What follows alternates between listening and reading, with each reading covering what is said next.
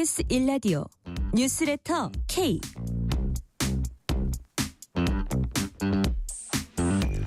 안녕하세요. 뉴스레터 K 진행하는 전종철입니다. 8월 임시국회 첫 본회의가 오늘 열렸습니다. 민주당 주도로 방송문화진흥회법 개정안이 통과됐고 방송 3법 중 마지막으로 남은 EBS법 개정안이 상정되자 국민의힘은 합법적 의사진행방해 필리버스터에 들어갔습니다. 이재명 대통령이 어제 민주당 새 지도부와 만찬을 갖고 검찰청 폐지 등을 담은 정부 조직법을 9월 안에 본회의에서 처리하기로 뜻을 모았습니다. 정청래 민주당 대표는 추석 귀향길에 검찰청 폐지 소식을 전할 수 있도록 최선을 다하겠다고 밝혔습니다. 이에 국민의힘은 형사사법체계 근간을 흔드는 중대 사안이라면서 특정 세력을 위한 독선적 악법이라고 비판했습니다. 정치 토크 코너에서 주요 정치 현안 자세히 분석합니다. 인터뷰 코너에선 한민수 민주당 당대표 비서실장을 전화로 연결해서 쟁점 법안 처리 방안과 국민의힘 새 지도부와의 관계 설정 문제 등을 알아봅니다. 뉴스레터 K 지금부터 시작합니다.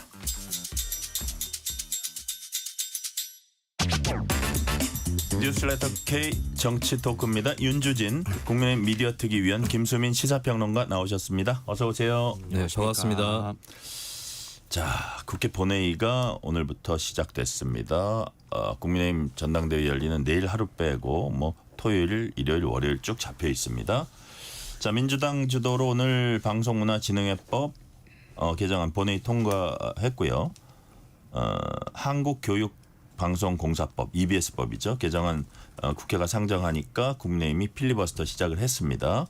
자, 이제 어차피 방송 3법이 다 이제 처리되는 수순에 들어갔다고 최종 수순에 들어갔다고 할 수 있는데 방송 3법 통과 어떻게 평가하신 이 부분 짧게 한번 평가를 해주세요. 김수민 평론가님. 네, 방송 3법의 취지는 그동안 공영방송을 구성함에 있어서 여야 간의 견제 균형 이런 것들이 중시가 됐었고 특히 아무래도 여당 쪽으로 더 기울어진 그런 구성을 하게 되면서 공영방송이 정권이 어디로 가느냐에 따라서 향방이 좌우되는 이런 역사를 많이 반복을 해왔거든요. 이런 부분들을 이사추천권 중에서 국회 몫을 40%로 제한을 하고 또 나머지 이사추천권을 시민사회단체라든지 또 방송 관련한 전문가라든지 이런 쪽으로 외부 추천을 하는 것으로 분산을 시키는 그런 방안이었습니다. 그런 측면에서 공영방송의 독립성과 중립성 이런 것들을 보장하는 또 다른 이해관계자의 참여를 넓혀서 좀 더 다원화된 구성을 한다라는 측면에서 저는 기본적으로 바람직한 그런 방안이라고 평가를 하고 있고 윤석열 정부 기간에도 민주당 주도로 국회 주도로 계속 추진이 됐었고 시민사회에서도 오랜 논의가 있었는데 계속 대통령 거부권에 막혀오다가 이번에 통과된 것이 의미가 있다라고 평가를 합니다. 네. 윤주진 위원님 어떻게 보세요? 그러니까 이게 이제 선한 목표를 갖고 있다 하더라도 실질적으로 그것이 선하게 작동할 수 있느냐 같이 현실과 이상의 전 괴리라고 보는데요. 사실 정권이 바뀔 때마다 공영방송의 중립성과 이 독립성 문제는 늘 화두가 되어 왔지만 현실적으로 만약에 공영방송을 이끄는 실질적인 이사회인데요. 이 이사회의 숫자를 13명, 15명으로 대폭 늘리고 정치권이 아닌 시청자위원회라든지 아니면은 미디어 관련 학회라든지 시민단체 네네. 또 관련 변호사. 자, 듣기에는 국민들께서는 이런 분들이 들어가면 더 중립적으로 정치적 입김으로부터 자유롭게 판단하고 할 수 있겠다라고 생각하실 것 같지만 네. 현실은 그렇지 않다고 생각을 해요. 왜냐하면은 기본적으로 조금 특정 성향을 지닌 분들이 이 학회라든지 시민단체에서 더 활발하게 활동하는 경향이 있다. 솔직히 말씀드리면 약간 진보적인 성향을 가진 분들이 더 다수를 차지하고 있고 이것은 비단 우리나라만의 문제는 아닌 것 같아요. 주요 선진국들을 보면은 학계라든지 시민단체는 대부분 좀 진보 좌파적인 성향을 가진 분들이 목소리가 큰 경향이 많습니다. 그렇기 때문에 이렇게 겉으로는 중립적으로 균형적인 이사회 구성이라고 하지만 실질적으로 이 룰로 갔을 때는 뭐 특정 노조에 관련돼 있는 분들이라든지요, 아니면 민주당이나 조국 혁신당 같은 진보 정당에 훨씬 더 친화적인 인사들이 더 영향력을 행사할 가능성이 높기 때문에 오히려 이러한 법들이 통과가 됐을 경우에는 정권이 바뀌더라도 계속 영구 불변으로 특정한 정치 성향을 띠는 공영방송으로 고착화될 수도 있다. 저는 그래서 이러한 부분 상당히 좀 우려스러운 부분이다. 그렇기 때문에 현실적으로는 그렇게 균형과 중립이 작동되지 않을 가능성이 높은 악법이다. 이렇게 저는 평가하고 있습니다. 제가 이런 각도에서 한번 질문을 드려볼게요. 김수민 평론가님. 예를 들어서 이게 방송 3법이 통과해도 이제 시행이 되려면 또 방송통신위원회를 이게 거쳐야 됩니다. 네. 예, 그러다 보니까 지금 1인 체제, 기형적인 체제잖아요. 네. 그래서 방통위원을 늘리나 봤더니 그게 아니고 그거를 대체하는 새로운 조직을 지금 만든다는 거예요. 그렇다면 방통위원장은 이제 그 조직이 만들어지면 자연히 이제 뭐 업무도 종료되고 이제 물러나게 되는 겁니다. 당연히 조직이 없어지니까 그런 상황이고. 자, 그런 흐름 하나. 그다음에 그 이전에 가장 먼저 통과된 방송법 개정안에 보면 부칙에 석 달 안에 경영진 교체, 그다음 이사진 교체, 이게 또 부칙에 들어 있습니다. 자, 그래서 이사진의 다양화라든지 정치로부터의 뭐 독립성 확보라든지 아무리 포장을 해도 결국 결론은 기존의 방통위원장이라든지 뭐 공영방송 사장이라든지 아주 빠른 시간 내에 네.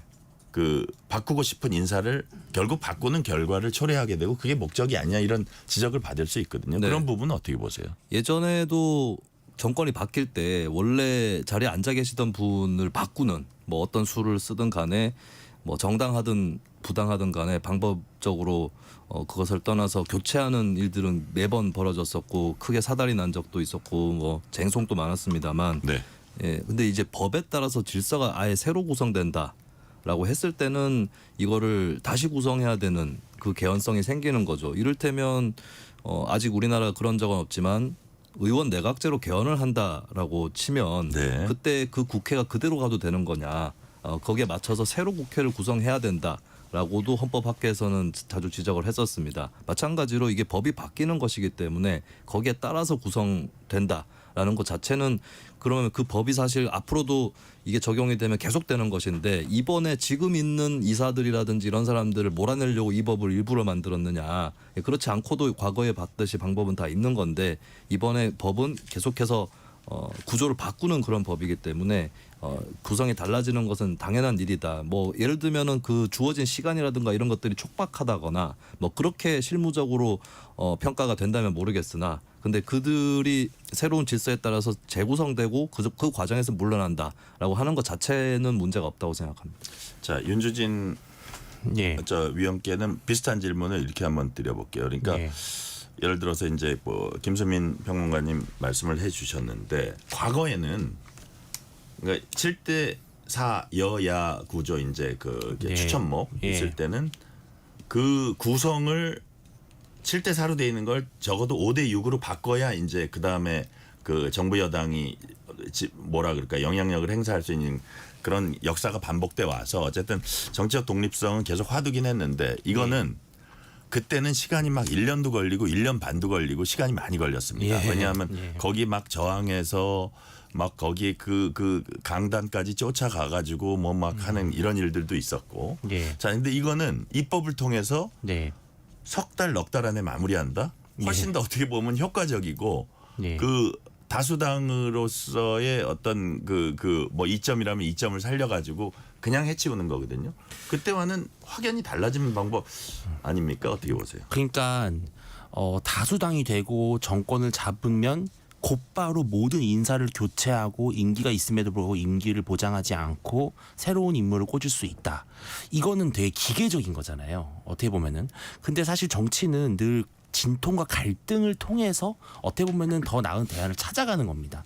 그러니까 과거에 지금보다도 오히려 더 권위주의적인 정치가 더 횡행했을 시절에도 정권이 아무리 바뀌어도 뭐 KBS 사장이라든지 이런 분들 함부로 갑자기 뭐 교체한다든지 경질한다든지 그런 것들이 아니라 늘 말씀하신 것처럼 물러나야 되는 거 아니냐, 새술은 새부대에 담아야 되는 게 아니냐, 이런 여론을 만들어 가면서 결국은 대부분 바뀌었어요. 또 그렇게. 근데 거기 걸리는 그 과정에서 아무리 정부 여당이라고 하더라도 무소불위의 권한을 함부로 쓰지는 않았거든요. 근데 이번 같은 경우는 특히 이제 22대 21대 국회부터는 민주당의 방식은 뭐냐면은 우리가 법을 한 줄만 딱 고치면은 그냥 모든 것들을 일사천리로 자동적으로 바꿀 수 있는, 그러면 여기서는 설득의 과정도 없는 것이고 국민의 어떤 견제와 감시도 없는 것이고 야당과의 진통도 없는 상황에서 그냥 너 나가 이렇게 되면 딱 바뀌는, 이것은 사실 민주주의에서는 바람직한 구조가 아니죠. 만약에 그렇다면은 사실은 그냥 숫자가 많은 쪽에서 다 모든 걸 결정하지 여야가 국회에 같이 앉아 있을 필요조차도 사실은 없는 거거든요. 자, 관련되는 질문이어서 하나 제가 더 드리면, 민주당이 지금 공공기관 운영법 개정에서 윤석열 정부 시절에 임명된 공공기관장 교체하는 방안도 지금 추진을 하고 있습니다. 그래서 사실 문재인 정부 말기에 정말 많은 공공기관장을 임명을 했고 아직도 하고 있는 사람들이 네. 제법 있어요. 자, 그런 상황이고 윤석열 정부 3년 내내 한 사람들도 많고, 자, 그래서 야, 이거 정말 내로남불 아니냐 이런 얘기도 나오는데, 이렇게 아까 이제 무슨 뭐 공영방송 사장, 방통위원장 이게 다 입법으로 그냥 어떻게 보면 주요 인사들을 바꾸게 되는 그런 결과를 초래하는 건데, 그 의도까지야 제가 뭐 마음속으로 안 들어가 봤지만, 자, 그러면 공공기관 운영법은 이건 거의 그냥 싹쓸이 하다시피 있는 걸 입법으로 또 정리할 수 있는 건데, 네. 자, 입법으로 이런 인사 영역에 우리가 뭐 그전에는 어떤 그 입법의 힘으로 막 사법에 어떻게 영향을 끼친다 이런 얘기를 많이 했었는데, 인사 영역에 이렇게까지 들어가는 거, 이거 뉴노멀이라고 해야 되나요? 이 부분 네. 어떻게 평가하세요? 이게 근데 인사 문제를 하나의 원칙을 갖고 정리를 하려면 제도가 있어야 되는 거고, 네. 그러면은 어느 시점에서는 한꺼번에 정리가 되는 게 불가피하죠. 지난 대선을 보면 알겠지만 여러 대선 주자들이 임기 단축 얘기를 했었거든요. 예, 예. 그게 개헌을 해야 되고 임기 조정을 해야 되기 때문에 누군가는 임기가 바뀌어야 되고, 그럼 내가 그것을 감당하겠다, 이런 얘기였던 거거든요. 근데 일단 원론적으로 돌아가서 공공기관장이 임기하고 대통령 임기를 일치시켜야 된다, 이 주장은 예전부터 여러 쪽에서 많이 나왔습니다. 그리고 특히 새로 정권을 잡는 쪽에서도 많이 나왔는데, 그게 민주당도 그렇고 국민의힘도 그렇고 그게 예외는 아니에요. 그리고 지켜보시는 국민들 상당수도 자꾸 이걸로 말썽이 날 바에는 다 같이 취임하고 다 같이 퇴임하는 게 낫겠다, 이런 이게 말씀을. 만약에 그렇다면 네. 그 어떤 그 의심을 안 사고 이게 공정하다는 걸 하려면, 만약에 지금 법을 통과시키면 네. 그게 추후에 임명되는 사람부터 적용하는 게 맞지 않습니까? 다음 대통령부터. 그렇죠. 아니, 네. 그러니까 지금 대통령부터. 그러니까 예를 들어서 지금 임명하는 사람은 적어도 예를 들어서 지금 이재명 대통령 임기라든지 예를 들어서 1년 전에 마치더라도 그거는 이재명 대통령 임기가 1년 반 남았을 때 그거 한 사람이라도 3년 남아도 그걸 맞춘다.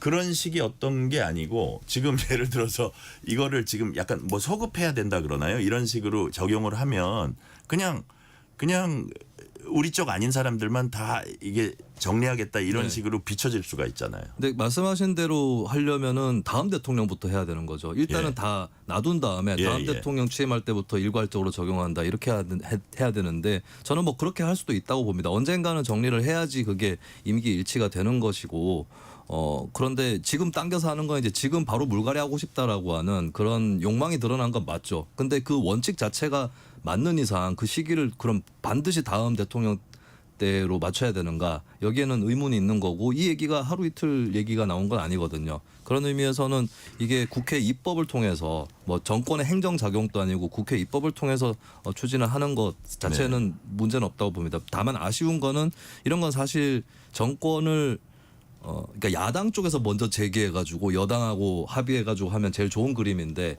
항상 여당일 때와 야당일 때 말이 바뀐다거나 태도가 바뀌는 게 그거는 큰 문제라고 보고요. 그리고 여기에 좀 저는 보완해야 될 것들이 네. 크다고 보는데, 일단 공공기관 중에서도 정권하고 정책 코드를 맞춰서 가야 되는 공공기관도 있지만 그렇지 않은 기관도 있을 수 있습니다. 중립적인 성격이 담보되는 거기까지 여기에 포함시키면 안 된다는 거고요. 두 번째는 대통령이 기관장을 임명을 한다고 치면 국회라든지 야당에서도 이사 일부라든지 뭐 감사라든지 또 노동이사제는 뭐 이미 어느 정도 시행되고 있습니다만 네네. 원래 있던 직원들 사이에서의 견제 장치라든지 이렇게 좀 다원적인 구도를 만들어주는 게 좋다. 기관이라는 거는 정권의 코드를 맞춘다 할지라도 또한 영속성이라든지 또 공공기관으로서의 중립성은 일말에 있는 것이기 때문에 예. 이런 것들을 같이 염두에 두고 입법을 하는 게 좋겠다. 이거는 좀 보태서 드릴 말씀입니다. 예.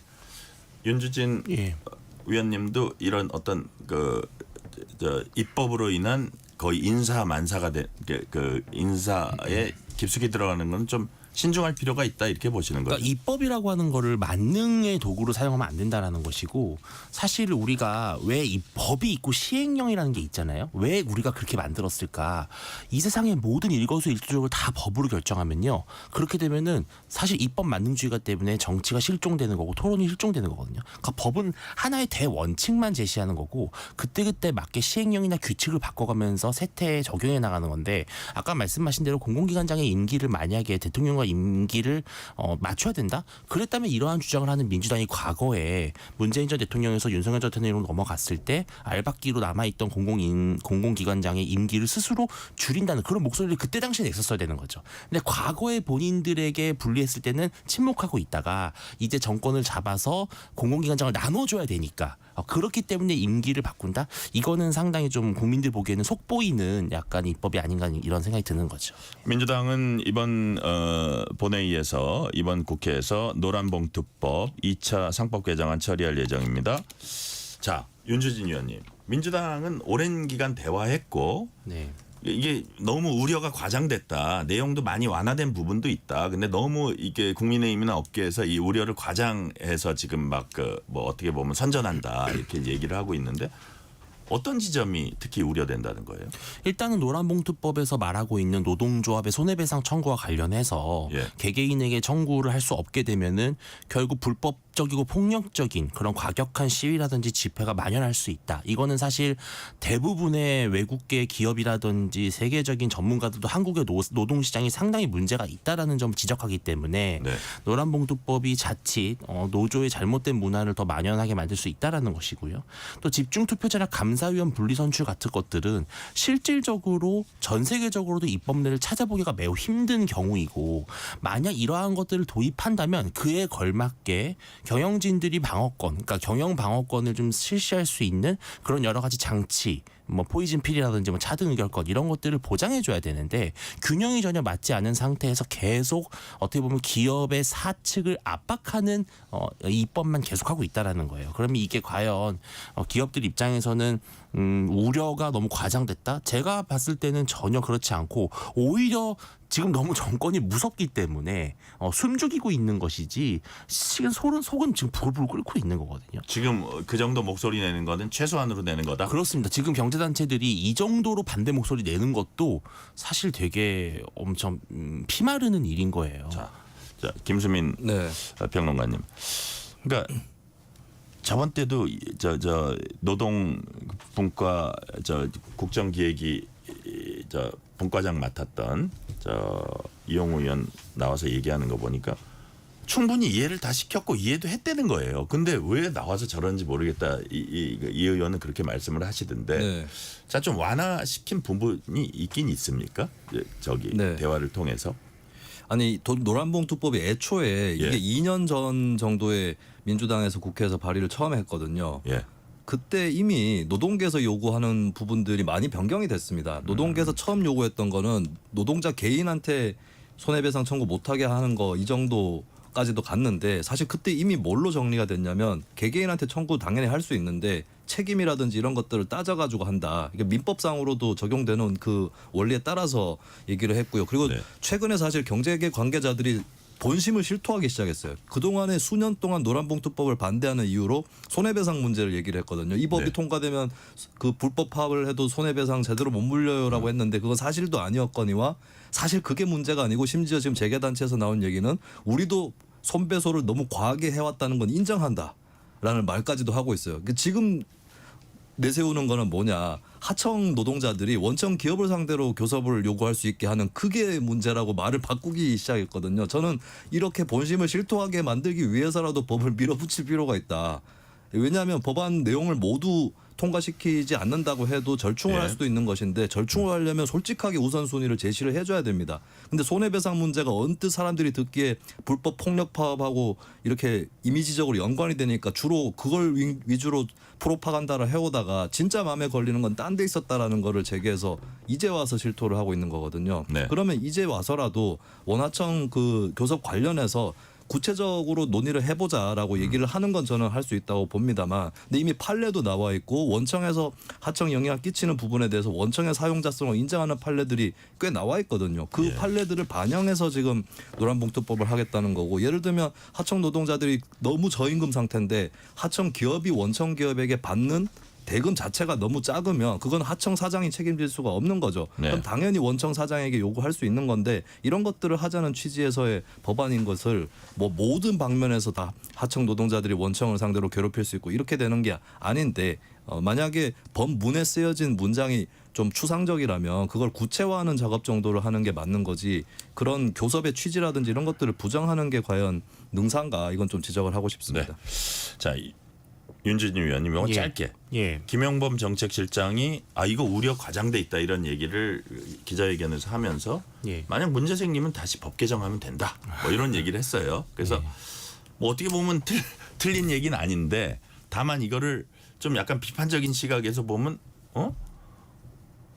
이게 일단 한번 해보고 이게 어떻게 보면 최고위 정책 당국자가 할 말이야 이런 비판도 나오거든요. 이런 부분은 어떻게 보세요? 그러니까 입법의 속도는 현실의 속도를 따라갈 수가 없는 거예요. 그러니까 우리가 입법은 현실의 속도보다 느릴 수밖에 없다라고 왜 하는 거냐면은 입법이 현실보다 빠르면 안 된다라는 겁니다.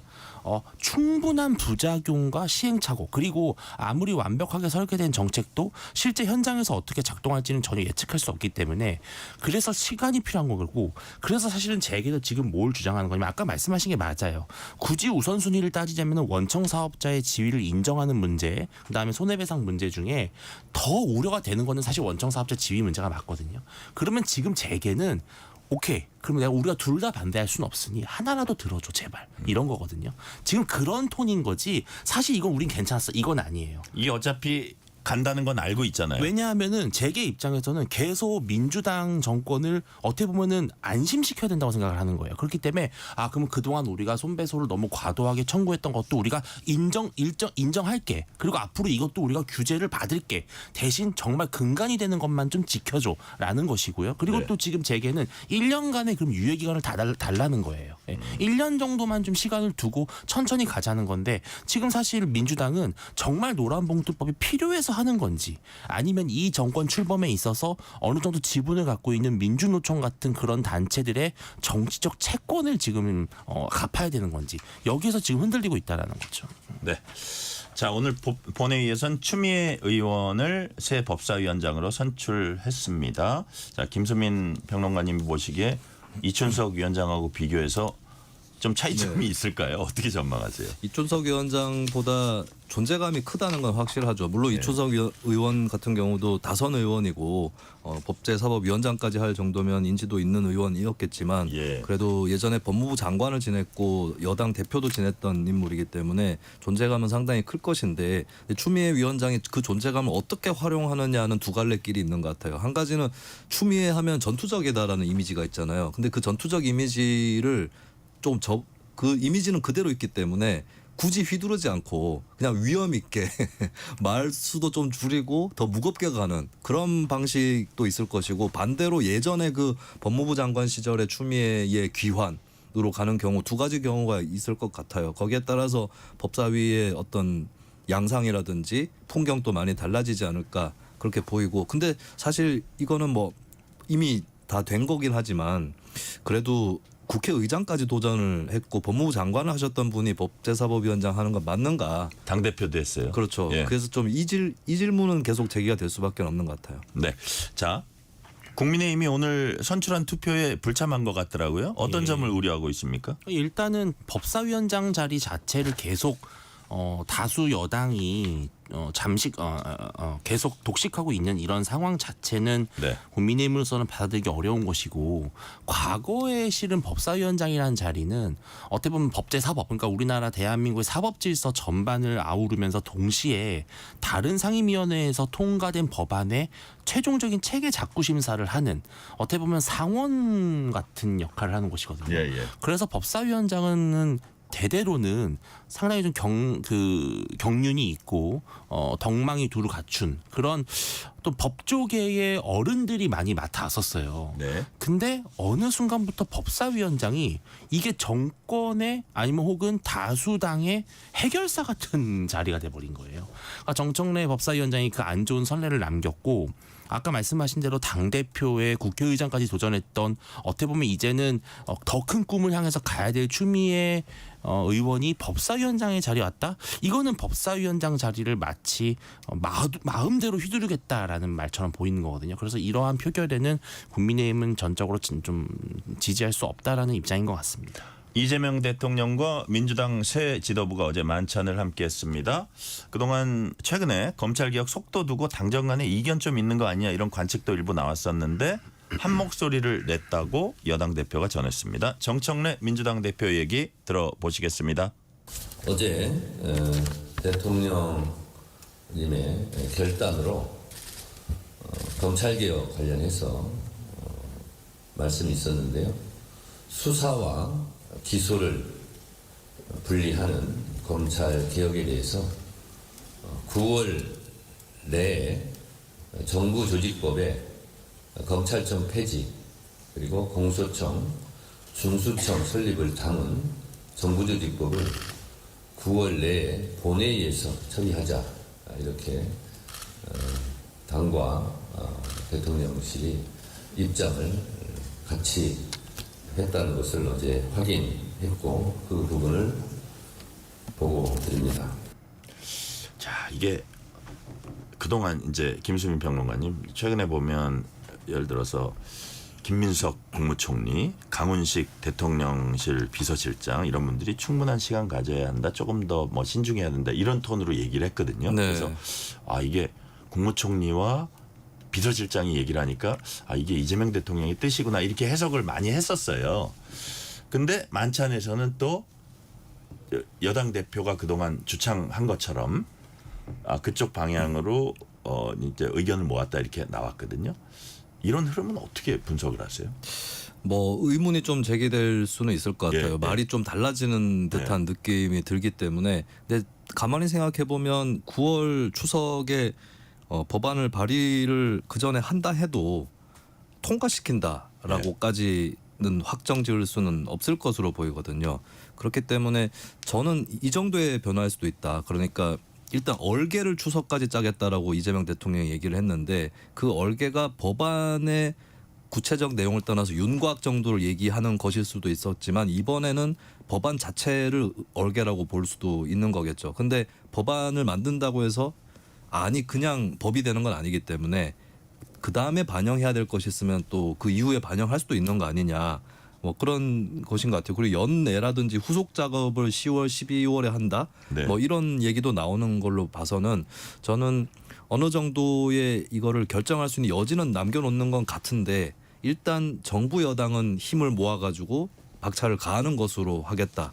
이 정도의 취지가 아닐까 분석을 네. 해봅니다. 그러니까 추석이 이제 10월 초니까 어제는 9월 말까지는 하겠다는데 이 정청래 대표 워딩을 이렇게 자세히 보면 이런 공소청 중수청 설립은 정부 조직법은 통과시킨다. 그럼 무슨 얘기냐면 어쨌든 추석 전까지 정부 조직법 검찰을 해체하는 내용을 담은 정부 조직법은 통과시키고 관련되는 법들이 많잖아요. 그거는 추석 이후에도 할 수 있다. 이런 뜻으로 저는 해석을 했거든요. 네. 그래서 어떻게 윤주진 위원은 어떻게 보셨어요? 근데 그거는 상당히 아까 말씀하신 것처럼 네. 그 김용범 전체 시장이 했던 발언과 비슷한 맥락이죠. 정부 조직법은 어떻게 할지를 다 정해놓은 상태에서 예. 최종적으로 해야 되는 마지막 얼개인 거지. 예, 예. 먼저 기관들을 다 갈갈이 찢어놓고 그 다음에 수정보안에 나가겠다. 그 사이에 그러면 그 회색지대에 있는 여러 가지 사건들은 어떻게 처리할 것인가라는 부분이 있는 거고.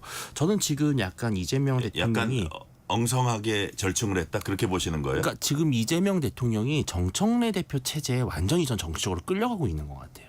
그러니까 최근에 지지율 하락도 있고 뭐 여러 가지 사면 논란도 있으면서 지지층 내에서 어떻게 보면 이재명 대통령이 사이다가 아니라 정청래 대표가 더 사이다처럼 느껴지는 상황이 됐거든요. 그런데 민주당의 전통 지지층 입장에서는 그 검찰개혁 하겠다고 한 걸 왜 도대체 안 하는 거야? 왜 시간이 늦어지는 거야? 이런 식으로 계속 압박을 주는데 네. 이게 정청래 대표가 9월 전에 추석 전에 하겠습니다. 추석 밥상에다가 제가 검찰청 폐지를 올려놓겠습니다. 이렇게 해버리면은 이재명 대통령은 더 이상 속도 조절을 얘기할 수가 없게 되는 거예요. 그러니까 정치적으로 핵심 코어 지지층이 정청래 대표에게 더 많은 지지를 보내고 있기 때문에 대통령실 입장에서도 신중론을 펴면은 마치 이게 뭔가 현실에 타협하는 것처럼 보이고 검찰 개혁에 대한 의지 자체가 없는 것처럼 비춰지기 때문에 그런 정치적 부담이 좀 시달리고 있는 것 같다 이렇게 보입니다. 이 시간 교통 상황 알아봅니다. 라디오 교통정보센터 김민혜 리포터 나와주세요. 네, 이 시각 교통정보입니다. 도로 곳곳으로 이동량 빠르게 늘고 있습니다. 우선 고속도로는 경부고속도로 서울 쪽으로 안성 분기점에서 반포까지 총 22km가량 구간 속도 줄이고 있고요. 반대 부산 쪽은 신갈분기점에서 수원까지 주춤하고 더 지난 70 물류에서 금호분기점 부근 1, 2, 3, 4차로에 걸쳐서는 장애물을 처리하고 있어서 각별한 주의가 필요하겠습니다. 서해안고속도로 서울 쪽은 바란에서 화성휴게소까지 5km 정체, 이후 매송휴게소에서 매송, 또 광명역에서 금천까지 각각 정체입니다. 영동고속도로 강릉 쪽은 안산 부근 1차로에서 승용차 사고나 처리 중에 있어서 주의하셔야겠고요. 인천 방향은 양지에서 양지터널과 둔대 분기점에서 반월 터널까지 차가 많습니다. KBS 교통정보센터였습니다. 퇴근길, 당신과 함께 읽는 세상 이야기. KBS 1라디오 뉴스레터 K. 문자 샵 9730, 짧은 문자 50원, 긴 문자 100원. 어플리케이션 콩은 무료. 유튜브 KBS 1라디오 계정 채팅창도 열려 있습니다. KBS 1라디오 뉴스레터 K 정치 토크 김수민 시사평론가, 윤주진 국민의힘 미디어특위위원과 얘기 나누고 있습니다. 한국 수력 원자력이 지난 1월에 체코 원전 수주 과정에서 미국 웨스팅하우스와 맺은 협약을 두고 굴욕 수주 논란이 있었습니다. 김수민 평론가님, 이게 어떤 내용입니까? 네, 우리나라가 독자적인 기술의 노형을 만들어서 해도 수출을 해도 일단은 웨스팅하우스 쪽에 사전 검증을 받아야 한다. 뭐 이런 이제 협약을 한 것으로 알려져 있고요. 그렇게 해야 수출을 한다라고 하는 거죠. 그리고 원전 1기를 수출을 할 때에 보통 한 10조 원 정도 수익이 올라가는데 9천억 원을 10조 원을 버는데 9천억 원 정도를 물품 용역 계약을 웨스팅하우스랑 해야 되고, 그리고 2,400억 원 정도를 기술 사용료로 내야 된다. 합치면은 전체 원전 한 기당 수익의 10%를 넘어가는 이 비용을 이거를 내야 되는 건데, 이게 근데 10%라고만 볼 수가 없는 게, 사실 원전 공사를 잘 보면 10억 원 중에 한 70% 정도는 인건비나 단순 건설 비용이고 핵심 건설은 30% 정도거든요. 그러면 핵심 건설 한 거에 3분의 1 정도를 웨스팅하우스에 떼준다. 이렇게 요약을 할 수가 있겠습니다. 그래서 이게 당연히 굴욕적인 그런 협약이다라고 하는 것이고, 체코 원전의 성과를 윤석열 정부가 보여주기 위해서 이렇게까지 국민들이 보지 못하는 데서 웨스팅하우스하고 굴욕적인 협약을 맺었다. 이렇게 비판이 나오고 있는 거죠. 근데 조만간 열릴 한미 정상회담에서 원전 의제가 테이블 위에 올라가고 원전판 마스가 협약이 체결된다, 이런 보도도 일부 나오더라고요. 여기에 관한 송원석 국민의힘 비상대책위원장 얘기부터 들어보시겠습니다. 다음 주 한미 정상회담에 맞춰서 한국 원전 산업이 미국에 진출하는 원전판 마스가 협약이 체결된다는 보도도 나오고 있습니다. 정부 여당이 불공정하다고 주장하는 지난 1월의 합의에 따른 계약입니다. 결과적으로 전임 정부의 유산으로 생색은 내면서 전임 정부에서 불공정 계약 프레임을 씌워서 망신을 주고 혼자 공로를 독식하겠다는 얄팍한 정치적 계산이 아닌지 의구심이 듭니다. 제발 얄팍한 정치 버리시고 굳건한 국익 챙기기에 앞장서 주시기 바랍니다. 자, 윤주진 위원님. 예. 그러니까 한마디로 얘기해서 전임 정부의 공적으로 생색은 내면서 또 반면에 불공정 프레임을 씌워서 망신 주기는 망신 주기대로 한다. 뭐 이게 송원석 위원장 예. 주장인데, 예. 자 이게 뭐 트럼프 대통령이 한국 원전에 대한 러브콜도 있다는 얘기도 일부 있고, 예. 그래서 이게 오히려 결과적으로 한국 원전에 미국 진출 계기가 될 수도 있다? 뭐 그런 겁니까? 그러니까 우리나라가 원전 강국이라 그러잖아요. 그래서 예. 우리 국민들이 우리나라 한국 원전에 대해서 갖고 있는 자부심이 대단한 건 맞는데 현실적으로 한국은 원전을 잘 설계하고 시공하긴 합니다. 그런데 원전에 들어가는 원천 기술은 안타깝게도 네. 한국의 독자 기술이 아니에요. 예, 예. 그러니까 이제 APR 뭐 1400 뭐 여러 가지 모델들이 있는데 이 세계 최초로 상업용 원자로를 만든 회사가 바로 지금 현재 나오고 있는 이 웨스팅하우스입니다. 네. 그래서 현실적으로 웨스팅하우스가 계속 제동을 걸면 한국형 원전은 수출이 불가능합니다. 그게 우리가 처해 있는 현실이에요. 그리고 이게 트럼프 시대에 들어서면서 이제 새로운 뉴 노멀로 또 들어선 겁니다. 왜냐하면은 기존의 미국은 원전에 네. 대해서 크게 관심이 없었어요. 뭐 오히려 이제 바이든 정부 같은 경우는 이제 친환경 에너지 같은 거에 훨씬 더 투자를 했었는데 트럼프 대통령은 이거거든요. 풍력 이거 못 하겠어. 태양력 이거 못 해. 무조건 우리는 원전이나 아니면은 석유 산업으로 가는 거야. 이런 구도에 있기 때문에 웨스팅하우스가 더 힘이 세진 거예요. 네. 그래서 한국형 원전을 수출하려면은 웨스팅하우스의 협력이 불가피하고 지금 뭐 구력 협상이다 독소 조항이라고 하는데요. 우리가 만약에 100% 우리 독자 원천 기술 개발하면 이 협상에 우리는 끌려 들어가지 않습니다. 그리고 이렇게 오히려 웨스팅하우스와 더 긴밀하게 협력하면서 우리가 북미 시장 원전에 오히려 투자할 수 있는 진출할 수 있는 가능성도 있는 것이고 뭐 일부 뭐 북미를 제외한 유럽 체코를 제외한 유럽에는 뭐 진출할 수 없도록 독소 조항이 있다.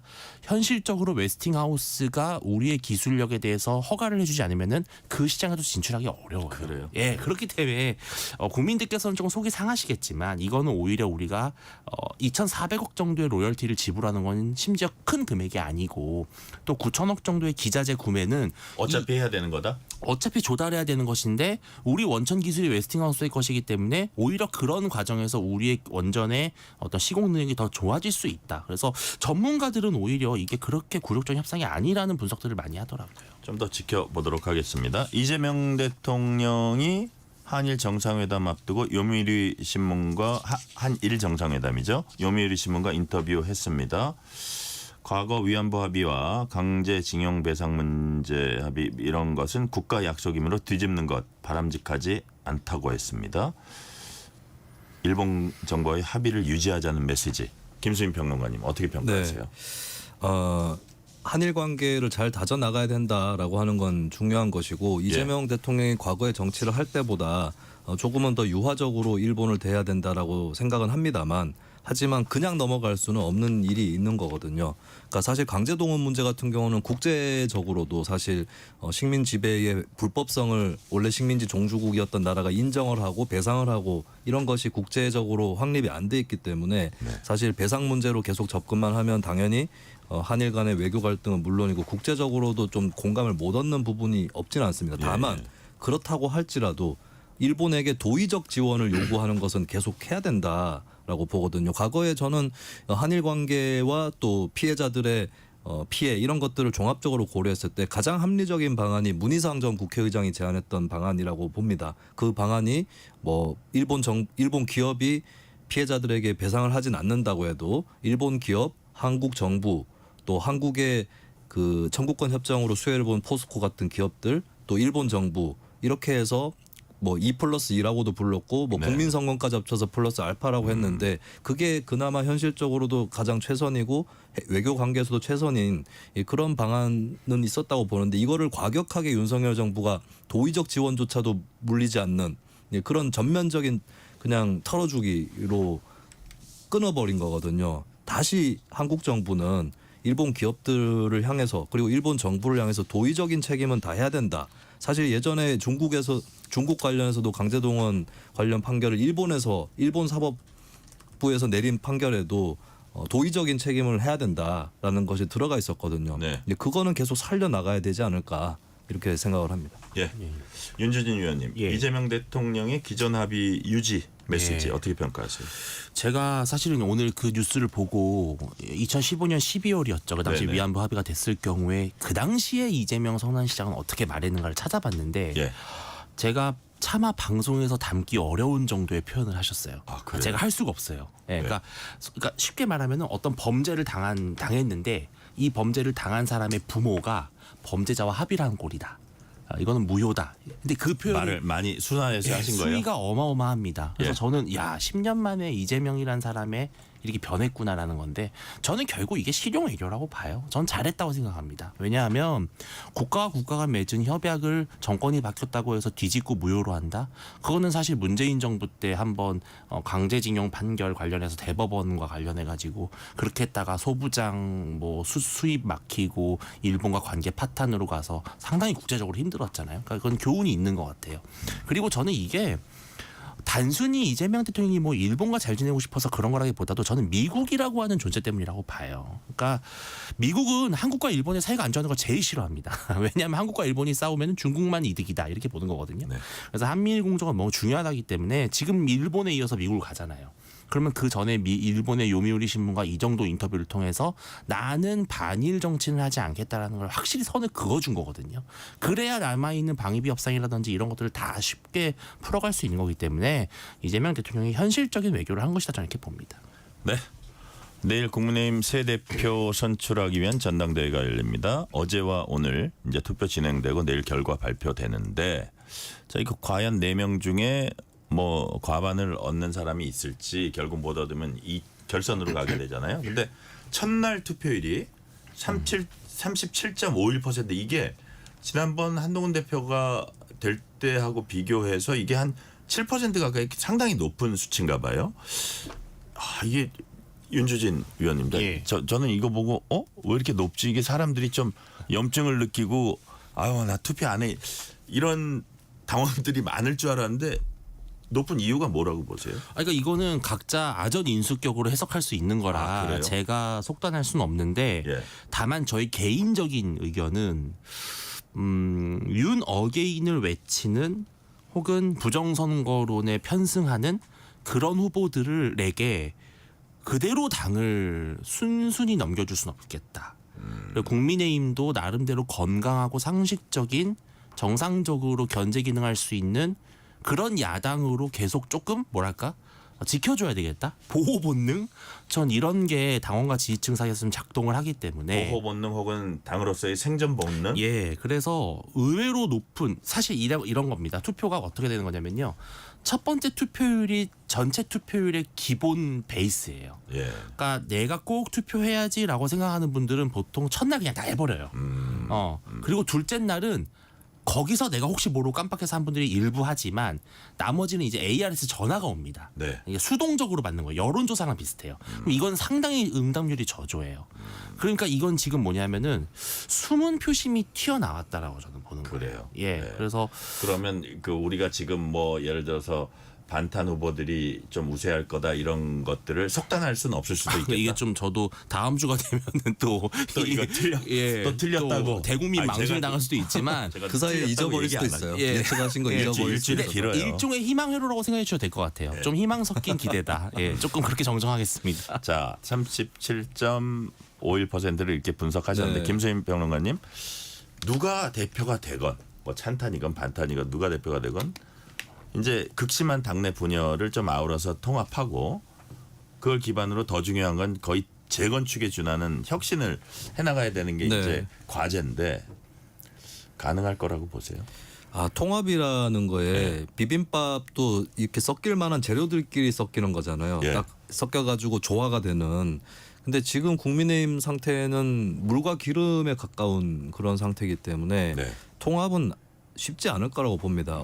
결국에는 찬탄 반탄 중에 한쪽이 당권을 잡아서 그들 위주로 당을 일단은 운영을 해서 국민들 평가를 받고 그 다음에 세력의 교체가 되든지 유지가 되든지 하는 수순으로 갈 수밖에는 없다고 보거든요. 예, 예. 이게 한국 정당 정치의 비극인 것 같아요. 사실 윤석열 전 대통령 내란 행위에 대한 탄핵 이 문제에서 의견이 갈렸다는 거는 사실 정책에서 의견이 갈린 것보다 더 심각한 문제거든요. 네. 같은 당을 하면 안 되는 거예요. 원래는 이렇게 갈려버리면. 그래서 한국 정당이 정말 그 양당 체제를 한국 정치가 강요하고 있고 제도적으로도 그렇고 문화적으로도 그런 측면이 있는데 네. 그 가운데서 벌어지는 비극적인 한 지붕 두 가족의 형태인 뿐이다라고 하는 것이죠.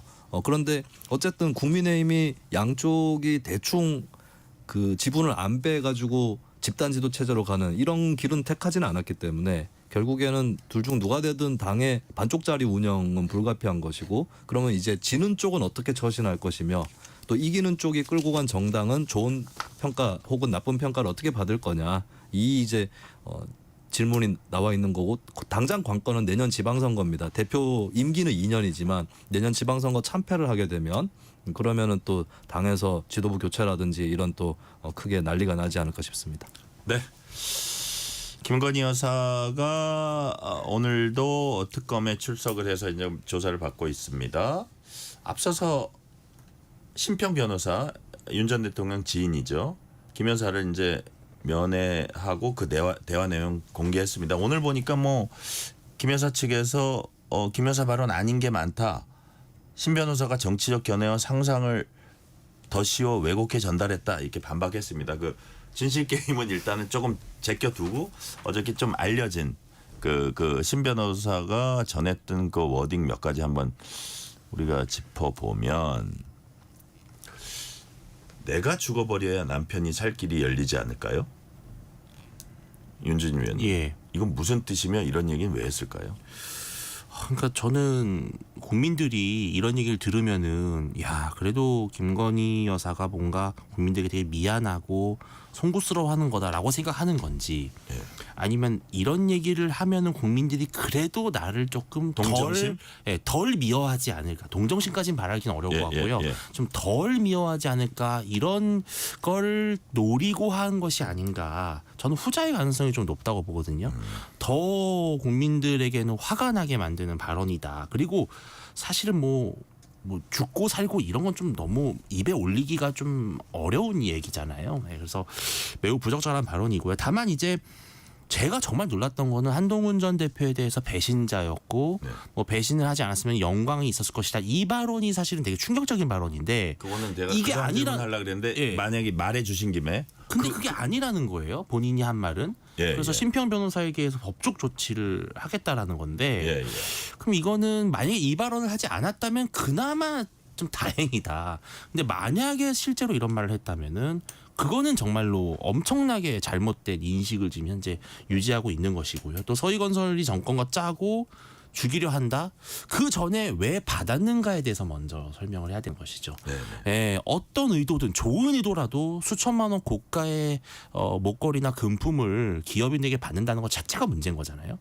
그런 것이 왜 문제인지를 아직까지도 인식하지 못하고 있는 것 같아요. 왜 받았을까요? 근데 자꾸 너무 질문을 3개 연달아 해서 미안한데. 아니 근데 아니랬던 것 같다는 것도 있는 것 같아요. 그러니까 이 정도 받는 거는 그냥 인간적 도의적인 측면에서는 괜찮지 않을까? 그리고 마침 이제 뭐 그런 발언이 있잖아요. 자수서에 보면은 마침 변변한 액세서리가 없었는데 잘 됐다. 어떻게 보면은 저는 그렇게 생각하지 않지만 어떻게 보면 되게 순수한 표현이지만 정말 그 자리에 있어서는 안 될 사람의 표현인 거죠. 그러니까 자, 비슷한 질문인데요. 김수민 평론가님. 뭐 죽음을 입에 올린 그 네. 워딩, 그다음에 한동훈에 대한 워딩 어떻게 보셨어요? 만약에 그게 사실이라고 한다면. 네. 일단 김건희 씨의 언행이 감정에 호소하는 언행들이 계속 나오고 있죠. 예, 예. 근데 본인의 의도하고 자꾸 다르게 전해지는 것 같아요. 그러니까 그 내용이 그렇게 왜곡됐다는 게 아니라 예. 받아들이는 사람들은 더 나쁘게 받아들인다는 거죠. 화무십일홍 이 얘기를 했는데 꽃도 열이 피면 진다는 뜻이잖아요.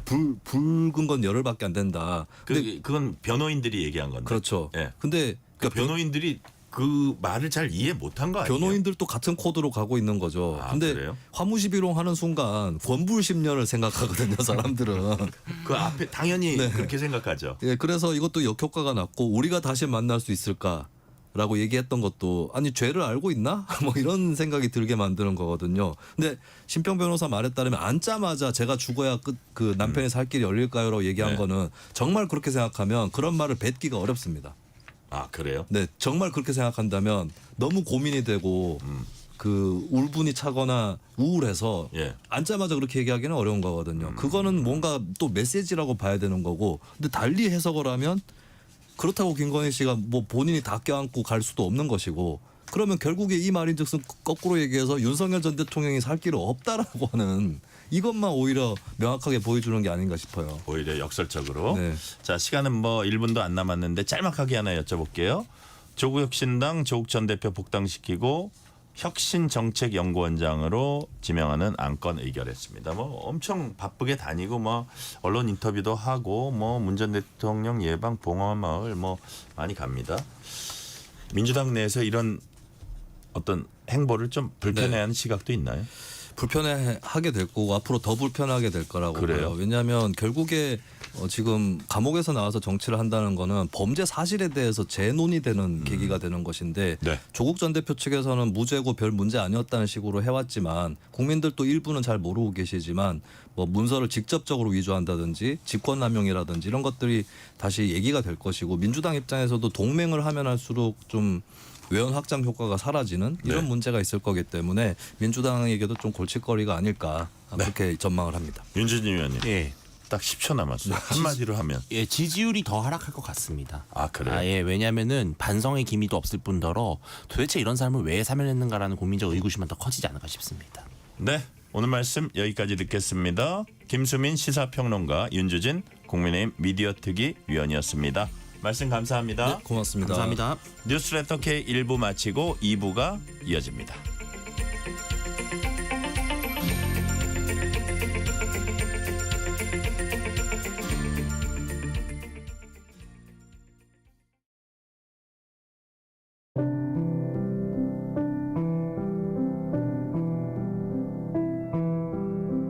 KBS 라디오 연중기획 희망충전 대한민국 652번째 이야기.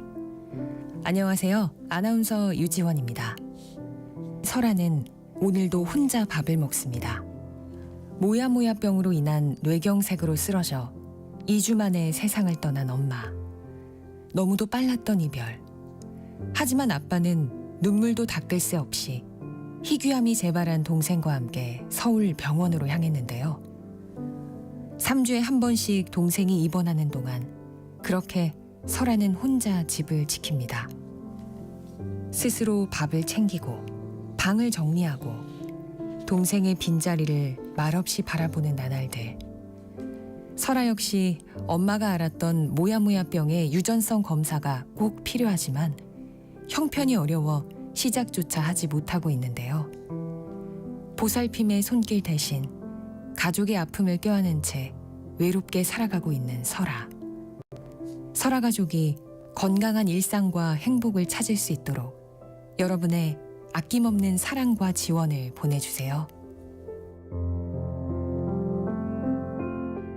여러분의 따뜻한 손길이 희망의 빛이 됩니다.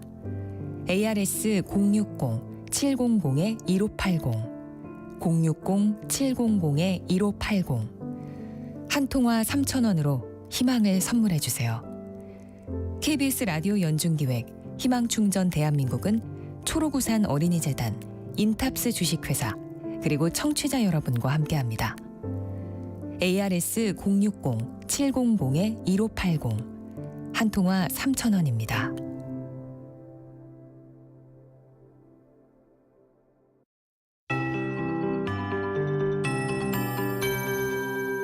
KBS 58분 날씨. 절기 처서가 코앞인데도 폭염이 꼼짝을 안 하고 있습니다. 전국 대부분 지역에 계속 폭염특보가 발효 중이고요. 일부 경기 내륙과 충청, 동해안과 남부 대부분 지역에는 폭염경보가 내려져 있습니다. 당분간 전국 대부분 지역에서 최고 체감온도가 35도 안팎까지 올라 몹시 무덥겠습니다. 주말부터는 한반도 서쪽의 티베트 고기압과 일본 남동쪽에 위치한 북태평양 고기압이 다시 결합하면서 폭염이 더 심해질 것으로 예상됩니다. 예상됩니다. 도심과 해안에서는 밤에도 기온이 크게 떨어지지 못해서 밤낮 없는 무더운 날씨가 지속될 것으로 보입니다. 건강관리 계속해서 잘해주셔야겠습니다. 현재 서울 하늘은 강한 햇볕이 내리쬐고 있는데요. 반면에 남부지방에는 산발적으로 소나기 구름이 발달해 있습니다. 특히 전남 구례에는 시간당 30mm에 가까운 강한 소나기가 내리는 곳이 있습니다. 경기 내륙은 오늘 오후까지, 강원 내륙과 세종, 충남 북부와 남부지방에는 밤까지 소나기가 내리는 곳이 있겠습니다. 내일은 전국이 대체로 맑은 가운데 오후부터 저녁 사이 남부지방을 중심으로 소나기가 내리겠습니다.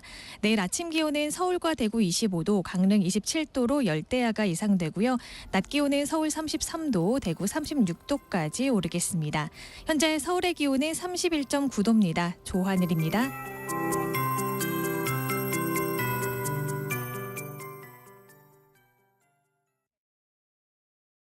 정성을 다하는 국민의 방송 KBS가 6시를 알려드립니다. AM 711kHz, FM 97.3MHz, KBS 1라디오입니다. HLKA.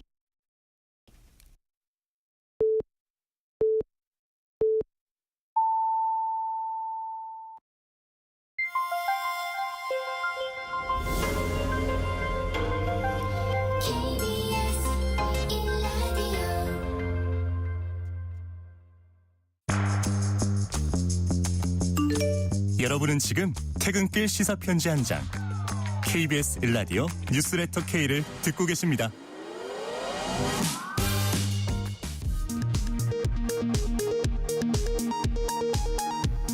이 시각 라디오 정보센터 뉴스입니다. 이재명 대통령은 과거 한일 정부의 위안부 및 징용배상 문제 합의는 우리 국민이 받아들이기 매우 어렵다고 밝혔습니다. 그러나 국가적 약속이므로 이를 뒤집는 것은 바람직하지 않다면서 인도적 차원에서 일본의 성의 있는 태도가 필요하다는 뜻을 시사했습니다. MBC 대주주 방송문화진흥회의 이사진 증원과 이사 추천 다양화를 담은 방송문화진흥회법 개정안이 여당 주도로 국회 본회의를 통과했습니다. EBS법 개정안이 본회의에 상정되자 국민의힘은 다시 무제한 토론, 필리버스터에 돌입했습니다. 김건희 특검팀이 윤석열 전 대통령 부인 김건희 씨를 구속 후 세 번째로 소환했습니다. 김 씨는 오늘도 대부분의 질문에 답을 거부했습니다. 통일교 청탁 의혹의 핵심 인물 전성배 씨는 구속영장 심사에 불출석 의사를 밝혔습니다. 내란 특검팀은 추경호 전 국민의힘 원내대표 등이 국회의 계엄 해제 의결을 방해했다는 의혹과 관련해 국회 사무처 압수수색에 나섰습니다. 순직 해병 특검팀은 유재은 전 국방부 법무관리관을 3차 소환했습니다. 검찰의 건진법사 관봉권 띠지 분실 사건과 관련해 대검이 감찰 착수 사흘 만에 서울 남부지검 수사관을 입건하고 정식 수사로 전환했습니다. 조국혁신당은 특검 수사를 촉구했습니다. 지금까지 라디오 정보센터 뉴스 편유희였습니다.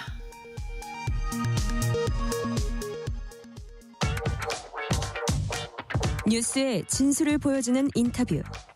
뉴 진수. 오늘부터 국회 본회의가 시작됐습니다. 민주당은 오늘 방송문화진흥회법을 처리했고 25일까지 한국교육방송공사법, 노란봉투법, 상법 개정안 등을 차례로 처리할 예정입니다. 국민의힘 필리버스터로 맞서고 있습니다. 국민의힘에선 전당대회 당원투표 여론조사 진행되고 있습니다. 결과에 따라 여야 대립이 더 격화될 수도 있다는 전망도 일부 나오고 있습니다. 오늘은 한민수 민주당 당대표 비서실장 전화 연결해서 주요 전국 현안 짚어봅니다. 지금 전화 연결돼 있습니다. 한민수 의원님 안녕하세요. 안녕하세요. 서울 강북을 국회의원 한민수입니다. 시간 내주셔서 감사드립니다. 아닙니다. 감사합니다. 자, 집권 여당 당대표 비서실장 맡으셨습니다. 아마 챙기실 부분이 많고 뭐 전화도 엄청 많이 받으실 것 같아요. 이 예. 비서실장 맡은 다음에 생활이 좀 달라졌습니까? 대변인은 제가 오래 했었는데요. 예, 대변인도 되게 대변인도- 힘든 당직인데 사실은 그죠? 전화도 많이 받고. 대변인도 바빴습니다만은 예. 우리 좀 전에 전 앵커 말씀하신 대로 이 비서실장은 정말로 일정이 많습니다. 거기다가 그래요? 우리 정청래 대표 되시고 또 지금 한 3주밖에 안 됐거든요. 네네. 그러다 보니까 챙겨들 일도 많고 아무튼 지방 일정도 있고 그렇습니다. 그렇군요. 아우, 아마 저 엄청 바쁘시고 힘드실 거다. 저도 이제 국회 출입을 오래 해서 상상이 됩니다. 자, 질문을 드릴게요. 우리 한민수 의원님은 이제 당대표 비서실장이시기도 하시고 국회 과방위원이기도 하시고 언론개혁특위위원이기도 하시죠. 맞습니다. 여러 직책 맡고 계셔서 먼저 이제 그 쟁점 법안 얘기부터 여쭤볼게요. 예. 자, 오늘 본회의에서 첫 번째 표결 안건으로 상정된 방송문화진흥회법 방문진법 개정안 통과됐습니다. 방송법 개정안에 이은 두 번째 방송관계법 처리입니다. 법안이 시행되면 어떤 게 달라집니까? 한마디로 말씀드리면 네. 이는 두 번째 방송 저희들이 3법으로 해서 세계 방송 개혁법을 네네. 상정을 했습니다. 그리고 두 번째로 오늘 이제 방송문화진흥회법 이른바 방문진법이 통과됐는데요. 예. 방송 3법은 잘 아시겠습니다만 우리 공영방송을 국민의 품으로 돌려드리겠다는 겁니다. 예. 그래서 이번 방문진법도 핵심은 그렇습니다. 지금까지는 이제 정부나 이렇게 대통령이 임명했던 사장이랄지 이사진들이 있지 않습니까? 네네. 이거를 이사진 수를 이번 방문진법은 기존의 문화방송 대주주인 방송문화진흥회 이사 수를 9명에서 13명으로 늘립니다. 예. 그리고 이 추천할 수 있는 곳을 국회 구속단체도 있고요. 뭐 방송학회랄지 종사자, 시청자 이런 직능단체가 추천권을 부여하는 겁니다. 예. 다양화시킨다. 예, 그렇습니다. 거기에다가 또 사장 추천, 사장 후보 국민 추천위원을 두도록 했습니다. 예. 여기서는 최소 100명 이상의 일반 우리 국민들이 참여를 하도록 해놨고요. 예. 그래서 전체 인구를 성별, 연령별, 지역별로 이렇게 대표할 수 있도록 그래서 말 그대로 국민이 공영방송 사장을 뽑도록 한 겁니다. 더군다나 오늘 같은 경우는 우리 전행 잘 아시는 것처럼 6년 전에 MBC에 있던 고 이용마 기자가 우리 곁을 떠난 지 딱 6년 되는 날이거든요. 네네. 이용마 기자 같은 경우는 언론 자유와 방송 독립을 위해서 헌신한 분 아니겠습니까? 네. 그런 점에서는 또 저는 나름 의미가 있다고 봅니다. 네. 자, 국민의힘은 한국교육방송공사법 EBS법에 대한 필리버스터 하고 있습니다. 이게 어떻게 내일 오전 정도에 그렇다면 요거는 표결이 되는 겁니까? 어떻게 되는 겁니까? 예, 저희들은 이제 지금 현재도 국민의힘 의원이 계속 무제한 토론을 하고 있는데요. 네. 저희들은 이제 만 하루가 지나면 국회법에 따라서 국회의원들 180명이 무제한 토론 종결 요구권을 지금 이미 내놨습니다. 종결에 대해서 180명의 동의로 3분의 2 동의로 종결시킬 수가 있거든요. 네네. 그러면 필리버스터가 끝나고 저희들이 바로 내일 오전 11시 전에 처리가 되지 않을까 싶습니다. 네. 자, 민주당은 방송 3법을 이제 처리한 이후에 미디어 분야 정부 조직 개편도 이어가겠다는 그런 입장입니다. 자, 과방위 민주당 간사인 김현 의원이 방송통신위원회 그다음에 방송통신심의위원회 개편하는 법안을 이제 발의를 했습니다. 요거는 어떤 식으로 바뀝니까? 사실 지금 우리 미디어 환경이 상당히 급변을 했습니다. 예. 이에 맞춰서 좀 포괄할 수 있는 방송과 통신, OTT, 디지털 콘텐츠 등 모두 포괄할 수 있는 시청각 미디어 통신위원회로 현행 방송통신을 개편하자는 겁니다. 예. 그래서 미디어 전반에 대해서 규제와 진흥 등의 기능을 수행하자는 건데요. 여기에다 홈쇼핑이랄지 유료방송 업무, 또 OTT 이런 것도 전담할 수 있도록 해놓는 겁니다. 근데 방통위원회는 현행 5인 체제를 유지하는데요. 그동안 이제 윤석열 정권 때는 2명에서 이제 다 해버렸잖아요. 그래서 법원에서도 이건 맞지 않다고 해서 위법이라고 해서 제동이 걸리기도 했는데 그런 거를 방지하기 위해서 3인의 출석 시 개의를 할 수 있도록 법의 명문화를 하는 겁니다. 아울러서 또 이제 방심위가 또 바뀌게 되지 않겠습니까? 방통위가 바뀌면은 시청작 미디어 통신심의위원회로 개편을 하고요. 그 유명한 류일임 방심위원장 전 방심위원장이죠. 어떤 그런 분들이 나오지 않도록 하기 위해서 이제 방심위원장을 정무직 공무원으로 이제 규정을 합니다. 그럼 이제 국회 인사청문회를 거치도록 해서 좀 더 방송통신위원장도요. 그렇죠. 예. 이제 시청각 미디어 통신 심의위원장. 방송통신 심의위원장도 저기 국회 인사청문회 거치도록. 그렇습니다. 예. 방통위원장을 하고 있기 때문에 바뀌면은 시청각 미디어 통신위원장 당연히 인사청문회 하게 돼 있죠. 예. 자, 그래서 어쨌든 이번에 그런 그 조직 개편을 하고 새로운 거를 신설하면 다시 말해서 뭐 그 이진숙 위원장이나 유림 위원장 같은 분들은 조직이 없어지니까 이제 어차피 뭐 자리에서 자연스럽게 내려오게 되는 거네요. 그렇습니다. 이전에도 이제 방통위가 설립될 때도 이렇게 정부 조직이 바뀌게 되면은 이제 기존에 있던 정무직들은 이제 면직이 되는 거죠. 그래서 이번에 김현 의원이 대표 발의한 시청각 미디어 통신위원회 설치법, 이 법이 이제 국회에서 통과가 돼서 시행이 된다고 한다면, 그러면 기존 방통위 공무원들은 별 문제가 없습니다. 왜냐하면 신설위원회로 고용이 승계되는 거고요.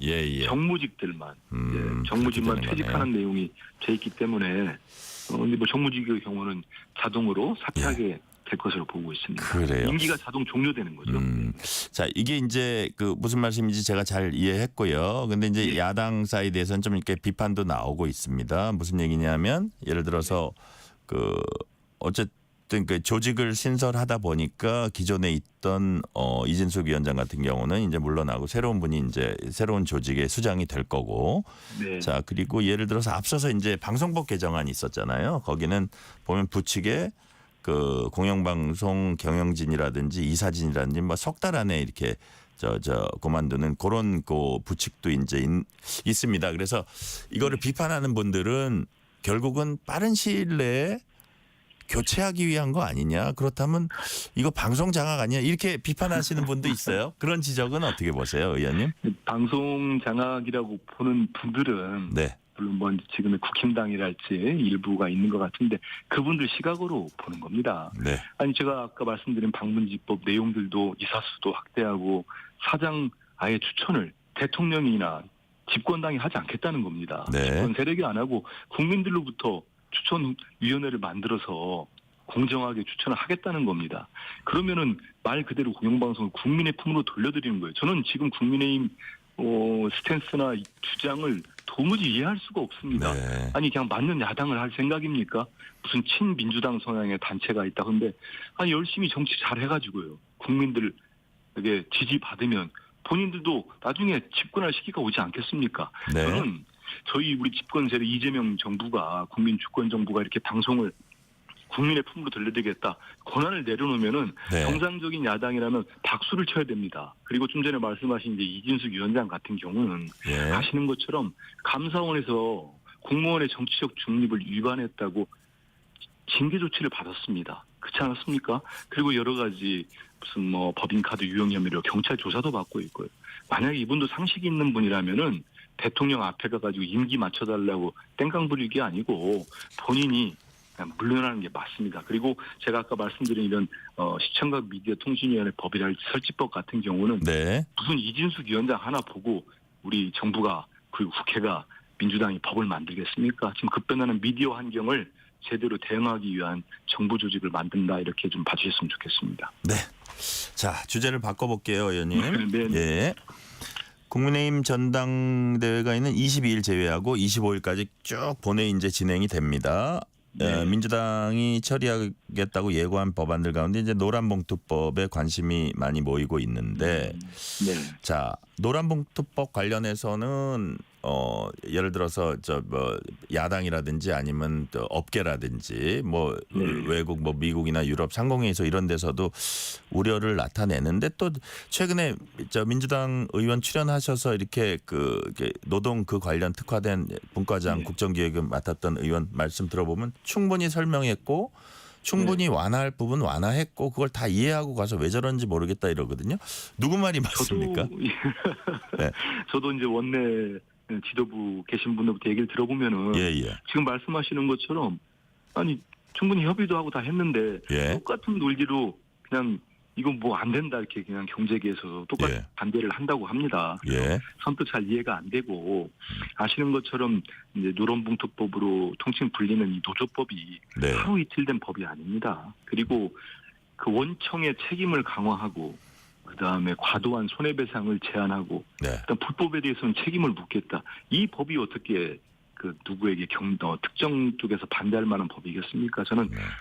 충분히 이 법의 필요성에 대해서는 경제계도 인정을 하고 있다고 보고 있습니다. 그래서 혹시라도 일각에서 이런 우려한다고 해서 오늘 네. 우리 당에서는 이제 원내에다가 경제 형벌 민사 책임 합리화 TF를 출범시키기로 했습니다. 예, 그래서 예. 경제인들이나 이런 뭐 대기업 총수들이나 이분들이 많이 그 우려하는 것들이 뭐 배임죄 이런 부분도 있지 않습니까? 그렇죠. 그래서 예. 우리 대통령님도 말씀하셨는데 배임죄가 좀 합리적으로 바뀔 수 있도록 배임죄 완화 등 형벌을 완화를 검토할 생각입니다. 여기에 예. 이제 배임죄, 직권남용죄 이런 부분도 있지 않습니까? 업무방해랄지 정비를 좀 하려고 하니까요. 노동자뿐만 아니고 경제인들도 모두가 같이 잘 될 수 있는 법을 만들고 있다 이런 말씀 네. 꼭 드리고 싶습니다. 대통령도 최근에 보니까 이제는 글로벌 스탠다드에 맞출 필요가 있다 이런 취지로 말씀을 하시는 걸 들었습니다. 이 관련해서. 네, 맞습니다. 네. 네. 자, 어저께요. 의원님, 이재명 대통령과 민주당 새 지도부 만찬이 열렸습니다. 우리 한민수 당대표 비서실장님도 거기 가셨죠? 예, 저도 현장에 있었습니다. 예, 예. 만찬 분위기 어땠는지 좀 생생하게 전해주세요. 저도 2시간 넘게 만찬이 됐는데요. 예. 저 개인적 소회를 짧게 말씀드린다면 네. 정말 좀 가슴이 벅찼습니다. 아, 왜요? 예. 야당 시절하면서 우리 정 국장 잘 아시는 것처럼 예. 그 전임 정권이 정말 무도하지 않았습니까? 저희 지금 당대표 그렇죠. 지금은 대통령이 되신 이재명 대통령에 대한 예. 정말 정적 제거를 넘어서는 아예 그냥 없애버리겠다는 그런 식의 수사와 결국 계엄까지 저지른 거 아닙니까? 그런 과정을 저희를 거쳐서 빛의 혁명으로 정말 우리 위대한 대한 국민들께서 모두 새로 만들어준 정부 아닙니까? 이게 국민 주권 정부인데요. 그 식사할 때 가운데 우리 대통령님 앉아 계시고 우리 네. 지도부 정청래 당대표 김병기 원내대표 쭉 앉아 있어서 네. 같이 식사를 하는데 이런 시대도 오는구나. 정말 우리 한민수 의원님 좀 울컥했습니까? 저는 그렇더라고요. 그런데 어제 이제 그 대통령님도 그렇고 우리 당대표도 그렇고 이 국민들이 만들어주신 국민 주권 정부가 정말 국민들이 실용적으로 느낄 수 있도록 그리고 효능감을 느낄 수 있도록 일을 제대로 잘하자. 네. 그래서 당정대가 원팀으로 일하자. 그런 다짐도 하고 힘을 모으자. 이게 하나로 의기투합이 됐으니 분위기가 얼마나 좋겠습니까? 그래서 2시간이 훌쩍 넘었습니다. 아, 그래요? 맛있는 것도 좀 드셨어요? 그냥 나오는 음식이었고요. 예. 그리고 어제는 을지훈련이어가지고 아예 그냥 주류는 반 자체가 안 됐습니다. 그래서 포도주 한 잔 안 드셨어요? 포도주도 없고 그냥 저희도 주스 가지고 마셨습니다.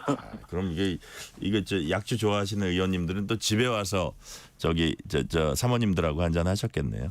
아이고 그건 모르겠습니다. 여튼 예.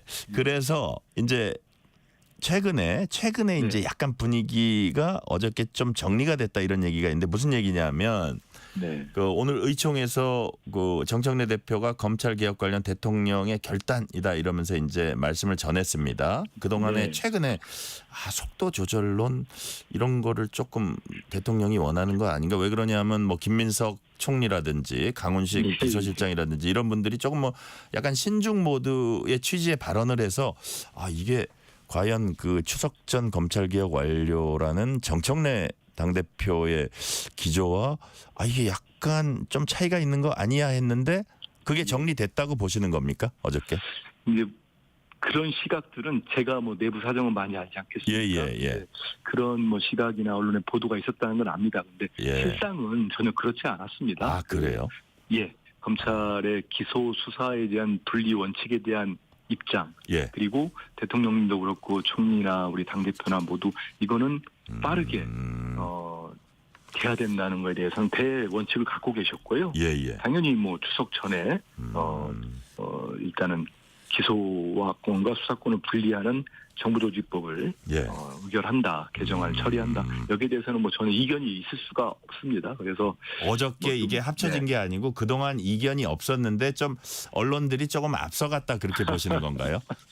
그런 거나 아니면 제가 볼 때는 일단 어떤 전체적인 맥락보다는 뭐 예. 말씀 한마디가 나오면 거기에 대해서 이제 좀 의미를 과도하게 붙이다 보니까 부여했다. 당연히 좀 이견이 있는 것처럼 볼 수가 있었는데 전혀 그렇지가 않았고 이걸 가지고 저희가 어제 이제 2시간 넘게 환담을 하면서 이제 말씀 나누자마자 네. 이렇게 그러니까 의견을 모아서 이렇게 발표를 하자까지 갔으니까요. 예. 이거는 당정대 원칙이고 예. 일치된 의견이다 이렇게 말씀드리고 또 대통령님께서 워낙 검찰개혁 뭐 아시는 것처럼 검찰개혁에 있어서만은 대통령님 철두철미하지 않습니까? 예, 그 누구보다도. 의지를 갖고 계시기 때문에 그렇죠. 그래서 이거는 확실하게 만들어서 진짜 네. 더 이상 윤석열 검찰 때처럼 검찰이 기소와 수사권을 가지고 이렇게 나라 전체를 망치는 일은 해서는 안 된다. 그렇기 때문에 공소청과 중수청 설립을 담아가지고요. 저희들이 9월 말에 네. 본회의에서 처리할 계획입니다. 그러니까 이게 어저께 이제 제가 정청래 대표 워딩을 쭉 자세히 봤더니 검찰청 폐지 그리고 공소청 중수청 설립담은 정부 조직법을 9월 내 본회의 처리하자 이렇게 대통령실과 입장을 같이 했다.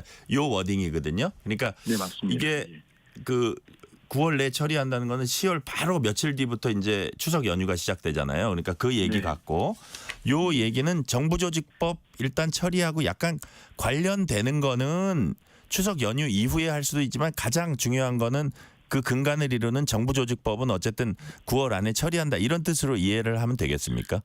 그렇습니다. 그리고 이제 아까 말씀하신 대로 수사 기소 분리하는 거기 때문에요. 이 검찰개혁의 핵심입니다. 예. 이 부분이 정부조직법 개편 안에 들어가면은 우리 국민들 정말 절대다수 국민들이 원하시는 이제는 검찰청은 폐지됐습니다. 역사의 뒤안길로 사라졌습니다라는 기쁜 소식을 추석 전에 귀향길에서 들을 수 있을 겁니다. 그리고 가장 중요한 거는 저희들이 대원칙 중에 하나는 우리 일부의 국민들이 혹시 우려하실까 봐 말씀드리는 건데요. 국가의 수사 총량에는 전혀 변함이 없습니다. 저희들이 정말 치밀하고 섬세하게 후속 입법들도 다 준비할 거고 정부에서도 만반의 준비를 다 해서 중대범죄수사청이 발족을 하면은 거기에서 모든 수사가 또 이룰 수 있도록 중요한 수사들이 다 준비를 잘 하도록 하겠습니다. 수사 능력 저하는 아니다 이런 말씀이시네요. 그럼요. 더 강화될 것입니다. 네. 자, 이런 질문 또 이거 우리 바로 지근거리에서 정청래 대표를 모시고 있으니까 이런 것도 여쭤볼게요. 뭐냐면 예를 들어서 뭐 싸움은 제가 하겠습니다. 대통령님은 저기 정책 하시는 거 하시면 됩니다. 이렇게 어떻게 보면 역할 분담 얘기를 정청래 대표가 여러 차례 해왔습니다. 근데 이제 반면에 정청래 대표가 워낙 이제 강경한 입장의 어떤 그 상징적인 또 분이잖아요. 강경한 입장을 계속 내시다 보니까 또 이게 대통령 국정 운영하는데 조금 좀 부담 주지 않을까 이런 약간 시각도 있는 것 같아요. 그런 부분은 어떻게 우리 비서실장님은 동의 안 하십니까? 어떠십니까? 그렇죠. 정청래 대표 가까이서 식사도 하고 차라도 같이 한잔 해보시면요. 아주 부드러운 사람입니다. 그렇기 때문에 겉으로 보는 이미지가 그렇고요. 저는 지금의 우리 이재명 정부 집권 초기에 도 그렇고 관통하는 집권기간에 관통하는 시대정신이 있다고 봅니다. 그중에 우선은 내란의 정식이라고 봅니다. 지금 아시는 것처럼 제1야당이 됐죠. 이제 제1야당 국민의힘의 행태, 윤석열 전 대통령과 김건희 씨가 보이는 저 모습, 그리고 사회 곳곳에서 검찰과 사법부랄지로 보이는 오래된 정말 숨어있던 기득권 세력들의 행태를 본다면 지금 이게 과연 내란이 진압은 됐지만 종식됐다고 볼 수 있겠습니까? 내란 세력의 척결은 이 시대 정신이라고 하나 봅니다. 그리고 또 하나는 이재명 정부의 성공입니다. 그래서 이재명 정부의 성공을 위해서는 아까도 말씀드린 당정대가 정말 흔들림 없는 빈틈없는 원팀으로 갈 것입니다. 그렇기 때문에 우리 정청래 대표 체제의 민주당도 이재명 정부 성공을 위해서 뒷받침하는 데 있어서는 혼신의 노력을 다할 생각입니다. 네. 자, 다음 주제로 넘어가기 전에 어제 만찬에서 우리 네. 한번 잘해보자, 그 하나로 힘을 모으자, 검찰 개혁 확실히 하자 말고 조금 혹시 또 기억에 남는 어떤 장면 이런 거 있으면 하나만 더 소개해 주세요. 실제 민생 얘기를 많이 했습니다. 네. 그리고 이번에 또 극한 폭우들이 많이 내리지 않았습니까? 예. 그런 부분에 대해서 대통령님도 걱정이 많으시고 당대표도 이번에 14일 정도로 수해 복구 현장을 다니셨거든요. 네네. 그래서 현장에서 느꼈던 부분들을 말씀을 드리고, 그래서 이게 수해 이제 앞으로 기울기 때문에 이런 수해나 한파들이 계속 이어질 수가 있는데 네. 정부가 근본적인 대책을 마련해야 된다. 이런 부분에 대해서 상당히 밀도 있게 긴 시간 토론도 하고 대통령 의견도 듣고 그렇게 했습니다. 민생 현안들도 많이 얘기를 했고요. 또 이제 바로 우리 대통령님이 한미 정상회담 가시잖아요. 네네. 여기에 대해서 이제 참석하신 우리 최고위원들이나 이런 분들이 본인 경험을 살려서 그런 제안도 하고 그랬습니다. 아, 그렇군요. 정상회담에 대한 어떤 제안도 하셨다는 말씀 해주셨고요. 자, 이런 상황에서 국민의힘이 곧 새 당대표 선출합니다. 네. 정청래 대표와 국민의힘 새 당대표 어떤 관계를 맺어갈 거라고 예상하십니까? 저는 지금 이제 그 국민의힘이 사실 수권 정당이죠. 수권 정당이었죠. 그리고 집권 경험도 풍부한 당이고 불과 4개월 전에는 집권당 아니었습니까? 근데 저는 도저히 상식적으로 잘 이해가 안 되는 게 본인들이 배출한 대통령이 다른 일도 아니고 유연적 불법 계엄을 일으키고 내란을 일으켜서 국민들로부터 파면이 된 겁니다. 네. 헌재 만장일치 파면은요, 국민들이 파면한 겁니다. 민주주의의 적을 민주주의로 파면시킨 겁니다. 헌법의 적을 헌법으로 파면시킨 거고요. 네. 그러면 정상적인 정당이고 100명이 넘는 국회의원이 소속된 정당이라면은 당장 절연을 했어야 되는 거죠. 윤석열, 김건희 부부와. 근데 지금 뭐라고 있습니까? 잘 아시는 것처럼 유력한 당대표 후보 두 분이 계엄은 계몽령이고 탄핵은 여전히 반대하고 윤석열, 김건희 어게인을 외치고 있습니다. 그러면 이분들이 국민들의 뜻을 정말 안는다고, 국민들 뜻을 반영한다고 볼 수 있겠습니까? 국민들이 다수의 국민들이 원하는 거는 6.3 대선에서 패배한 정당이면은 혁신과 쇄신을 하라는 겁니다. 근데 지금 그게 아니고 오히려 더 퇴행하는 거 아닙니까? 아니 이제는 친윤이나 언더 찐윤을 넘어서 가지고 한국사 유튜브 강사 한 분이 전대판을 좌지우지하고 있습니다. 그분한테 면접 보러 다니고 거기에서 배출된 정당이 과연 제1야당으로서 역할을 할 수 있을까? 대단히 회의적입니다, 사실. 어떤 이렇게 지금 네 분이 계시잖아요. 어떤 당대표가 되냐에 따라서 어떻게 정청래 대표의 어떤 그 어떤 와의 관계도 좀 다를 수는 있다고 보세요? 일단 결과를 보고 판단을 해봐야 되겠습니다. 그런데 다른 당의 후보들이니까 누가 될지를 제가 섣불리 예측은 하지 않겠습니다만 저도 여론조사상 보면은 아무래도 윤석열, 김건희 씨 부부와 같이 가겠다는 후보가 될 가능성이 높지 않겠습니까? 그럴 경우에는 저는 우리 여당을 상대로 저 당이 제 역할을 못하는 것뿐만 아니고 제가 좀 예측해 보기에는 국민의힘 자체가 제대로 된 모습으로 존속하기는 쉽지 않겠나. 저는 결국은 분당을 되지 않을까 이런 생각도 해봅니다. 네. 자, 시간 관계상 마지막 질문 드릴게요. 네. 민주당이 김건희 특검 파견 검사 수 늘리고 수사 대상 확대하는 법안 발의할 거다. 뭐 이런 보도가 일부 있습니다. 자, 의원님 보시기에 특검 수사 좀 확대되고 기간도 연장될 걸로 예상하세요? 지금 오늘 김용민 의원이 이제 말씀하신 법안에서 김건희 특검이죠. 예. 수리면 김건희 특검에 대해서 일부 개정안을 대표 발의했는데요. 예. 이 내용은 핵심적인 건 이제 파견 검사 수를 40명에서 60명을 늘리고 공무원을 80명에 120명 늘리고 수사 대상은 지금 계속 늘고 있지 않습니까? 워낙에 많은 범죄 혐의가들이 드러나고 있기 때문에 수사 대상을 확대를 하는데 다만 수사기간이 늘어나지는 않는 걸로 제가 듣긴 했습니다. 그래서 특검 수사가 지금 제대로 진행되는데 내란 특검도 있고 최병 특검도 있습니다만은 김건희 특검 같은 경우는 우리가 지금 매일매일 언론 보도만 보더라도 따라가기 힘들 정도의 김건희 씨를 둘러싼 온갖 비리 의혹들이 나오고 있지 않습니까? 그래서 특검에 내에서도 어떤 인력 부족들 그런 목소리가 좀 나오는 것 같습니다. 그래서 그런 걸 좀 반영해서 김용민 의원이 개정안을 낸 것으로 이해하고 있습니다. 네, 오늘 말씀은 여기까지 듣겠습니다. 지금까지 한민수 민주당 당대표 비서실장이었습니다. 의원님 말씀 감사합니다. 예, 고맙습니다. 편지 왔습니다. 퇴근길 지친 당신에게 힘이 되는 뉴스를 전해드립니다. 매일 저녁 당신과 함께 읽는 세상 이야기. KBS 1라디오 뉴스레터 K.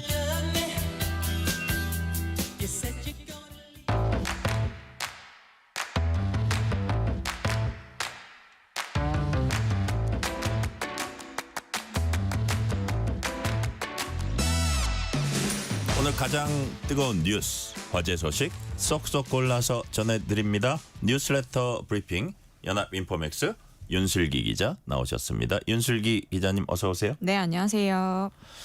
요즘 대통령실 인근에서 자영업자를 노린 신종 사기가 잇따라 일어나고 있다고 합니다.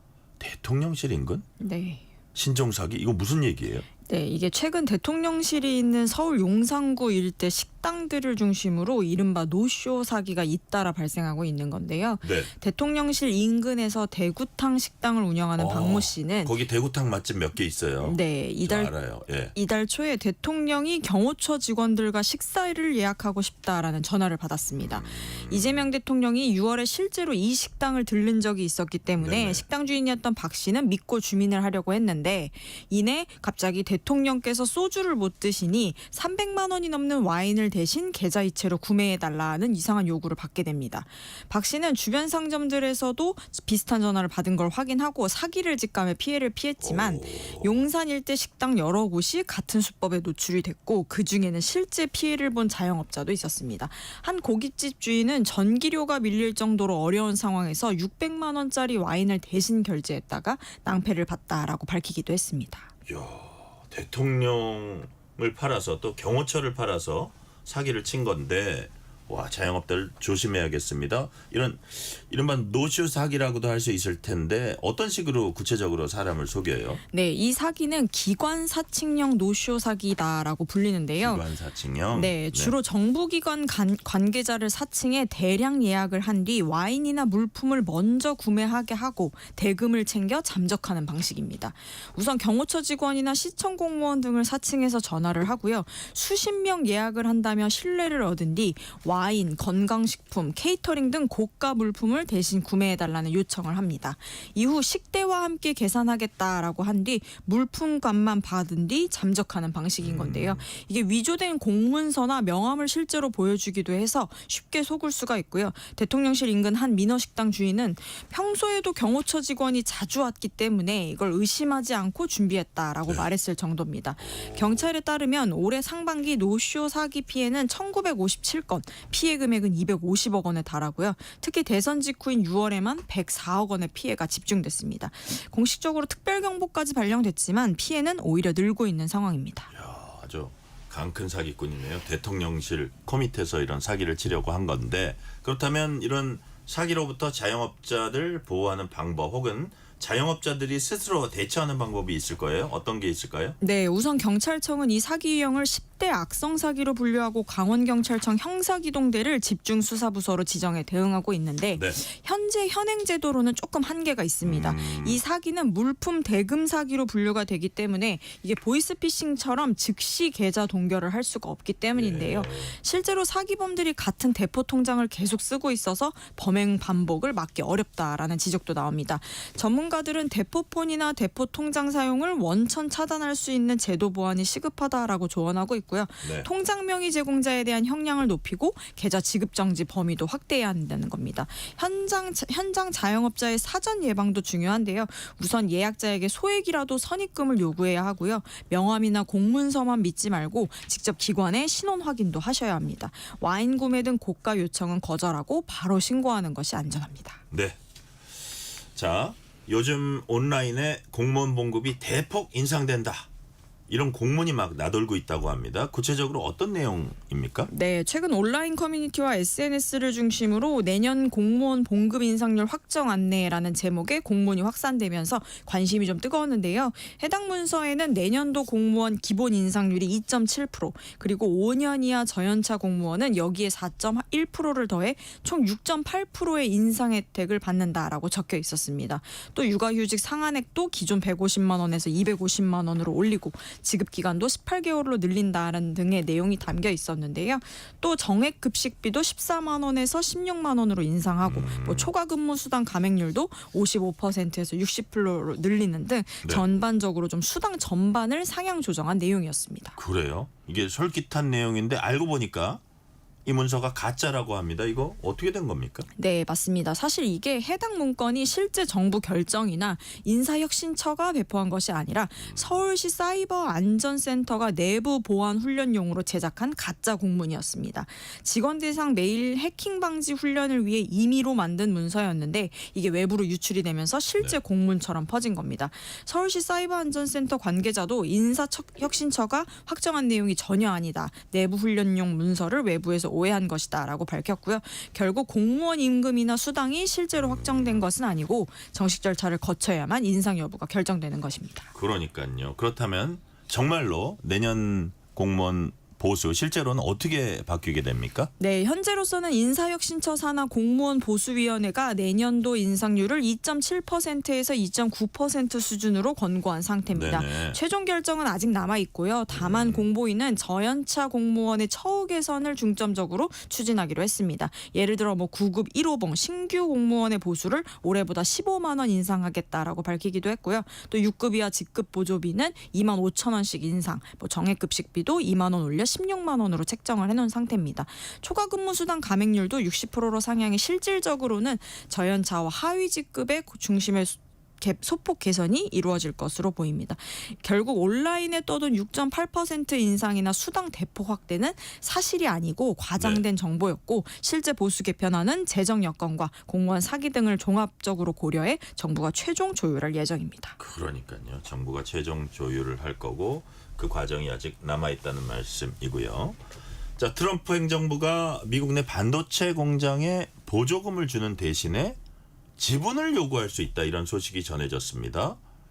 와, 이게 사실이라면 정말 해도 너무한다 이런 말을 안 할 수가 없는데요. 네. 구체적으로 어떤 내용입니까? 네, 도널드 트럼프 행정부가 최근 미국의 반도체 공장을 짓는 기업들에게 정부 보조금 대신 일정 지분을 요구할 수 있다는 방침을 검토 중이다라는 소식이 전해진 건데요. 네. 당사자 중 하나인 삼성전자는 별도 입장을 내지 않고 있지만 내부적으로 미국 정부의 의도 파악에 좀 분주한 상황입니다.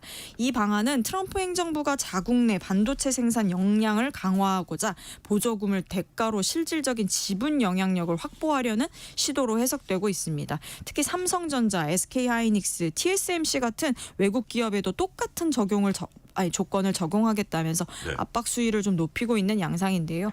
이 때문에 업계에서는 보조금 약속을 지키지 않기 위한 명분 쌓기용 전략이다. 한미 정상회담 전 협상 우위를 위한 포석이다 등으로 분석하고 있습니다. 이게 바이든 행정부 시절에 이제 자기네 투자를 유치하기 위해서 맞습니다. 자, 우리 미국 내 공장을 지으면은 이런 인센티브를 준다 하면서 보조금 주겠다고 한 거거든요. 네. 그 고용 창출하고 세금 엄청나게 납부하고 이러니까 당연히 보조금을 준 건데 그 보조금을 그때 주기로 한 거를 지금 와서 그러니까 보조금 주니까 그쵸. 지분 내놔라? 네. 와, 정말 놀라운 일인데 이게 윤 기자 보시기에 실제로 추진될 가능성이 있다고 보세요? 일단 국내 업계는 현실화 가능성은 좀 낮지만 정치적 의도가 다분한 압박 카드로 보고 주시 중입니다. 일각에서는 트럼프 대통령이 오는 25일 한미 정상회담을 앞두고 협상의 지렛대로 좀 활용하고 있다라는 분석이 우세하고요. 농산물, 동맹 현대화 등 현안과 맞물려 협상력을 좀 높인 것 아니겠냐라는 포석입니다. 네. 또 삼성과 하이닉스에 지급하기로 한 칩스법 보조금을 실제로는 줄 생각이 없고 이런 무리한 조건을 들이대며 명분을 쌓으려는 시도라는 해석도 나오고 있습니다. 이게 결국은 지분을 줄 수 없다면 보조금의 지급 근거도 없다라는 논리를 내세우기 위한 전략인데 일부 전문가들은 삼성전자나 TSMC 같은 주요 기업의 영향력을 확보하려는 미국 정부의 본심이 드러났다는 점에서 주목할 필요가 있다라고도 하고 있습니다. 네, 그렇군요. 자, 우리 대통령실 어떤 반응 뭐 좀 내놓은 게 있습니까? 네, 일단 대통령실은 삼성전자 등 한국 반도체 기업의 지분을 미국 정부가 받으려 한다는 외신 보도에 대해 네. 사실무근이다라고 사실무근이다. 일축했습니다. 강유정 대통령실 대변인은 오늘 브리핑에서 한국 기업은 아직 보조금을 받은 곳이 없으며 지분 전환 논의 대상이 아니다라고 선을 그은 건데요. 또 기업들로부터 관련 연락도 받은 바 없다라고 했고요. 협상을 앞두고 우리 측이 아닌 곳에서 다양한 소문이 흘러나왔던 것으로 보인다라고 해석했습니다. 특히 확인된 바가 없다가 아니라 사실무근이 맞는 표현이라고 못을 박았는데 이번 보도가 사실과 전혀 무관하다는 점을 분명히 한 겁니다. 즉 현 시점에서는 삼성전자 등 국내 기업의 해당 보조금, 지분, 연계 정책이 적용된 바도 없고 검토 대상에도 포함되지 않았다라는 것이 대통령실의 입장입니다. 근데 이제 트럼프의 그 특이한 스타일 때문에 한미 정상회담 하러 갔는데 맞습니다. 갑자기 네. 지분은 줘야죠. 뭐 이렇게 투자 보따리를 갖고 왔는데도 지분은 줘야죠. 이렇게 나올까봐 막 좀 걱정이 됩니다. 네. 자, 주제를 바꿔볼게요. 세계에서 여행객들에게 가장 불친절한 발음이 왜 이래? 불친절한 나라는 어디일까요?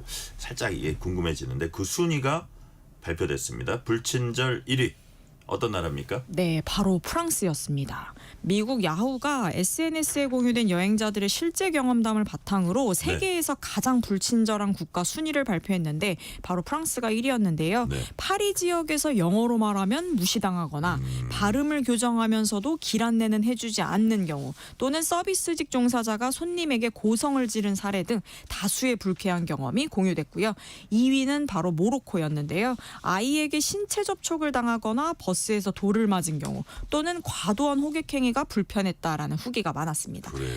3위로는 러시아가 꼽혔는데요. 여행객들은 길거리에서 웃으면 수상하게 보인다라는 말처럼 거리 분위기가 좀 냉랭하고 공연장에서 병이 날아왔다라는 과격한 경험담까지 나왔습니다. 상위권에 오른 국가들은 서비스 태도나 공공장소의 응대 문제로 불쾌감을 느꼈다라는 공통점이 있었습니다. 네. 그렇다면 불친절 4위는 어디인지 그 나라는 어떤 형태의 불친절이 지적이 됐습니까? 네, 4위는 바로 중국이었는데요. 네. 베이징에서 특히 참을성이 없는 응대나 무뚝뚝한 태도를 경험했다라는 후기가 많았고요. 5위는 튀르키예, 6위는 미국이었습니다. 입국 심사의 까다로움이나 지역에 따라 좀 크게 달라지는 태도가 불친절하다라는 평가를 받았는데 네. 전체적으로 보면 도시 규모가 좀 크고 관광객이 몰리는 지역일수록 불친절하다는 인식이 퍼진 경향이 있었고요. 서비스 태도나 문화적 차이에 대한 기대감이 실제 체감 만족도에 큰 영향을 준 것으로 분석됩니다. 네, 오늘 말씀 여기까지 듣겠습니다. 뉴스레터 브리핑 지금까지 연합인포맥스 윤슬기 기자였습니다. 말씀 감사합니다. 고맙습니다.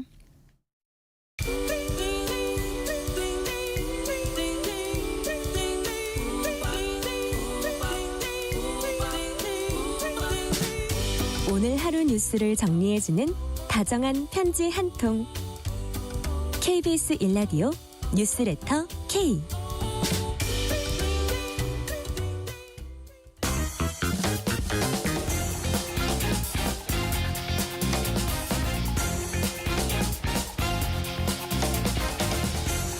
한 주의 스포츠 소식 전해드립니다. 스포츠는 완수.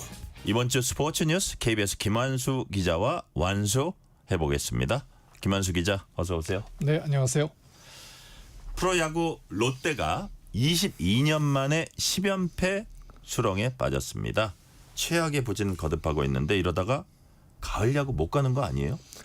실제로 그 롯데 팬들의 가장 큰 우려가 이러다 가을 야구 못하는 거 아니야. 그러니까요. 네. 사실 어제 경기를 보면 선두 LG에 처음에 오지환 선수 홈런 맞고 2대0으로 두시다가 3회에 손호영 선수 나가고 고승민 선수 본래 나간 다음에 레이에스 선수가 3점포를 딱 터뜨리는 순간에 이거 분위기 반전 가능하겠는데 워낙 코스도 좋았고 또 레이에스 선수가 살아나게 되면 분위기를 좀 반전시켜 줄 것 같았는데 그게 또 안 되더라고요. 결국은 점수를 올리지 못하고 석점을 더 내줘서 5대3으로 졌고 그래서 LG는 70승을 거두면서 이제 거의 사실상 정규리그 우승 가능성이 높아졌고요. 근데 반면에 LG한테 진 롯데는 지난 7일 기아전 이후 10연패입니다. 무려 22년 만이고요. 그 이렇게 연패가 이어져서 그때 그 2003년에는 15연패까지 갔었어요. 그리고 그렇게 되니까 이제 기록들이 살아나잖아요. 롯데 그러면 얼마나 많이 졌어. 16연패 기록이 있었어요. 16연패도 또 있어요? 네, 그래서 이게 2002년의 기록이라서 계속 이렇게 나오게 되면 자꾸 과거 기록을 파는 건 별로 좋지 않거든요. 그러다 보니까 순위도 밀려서 SSG에 밀려서 4위.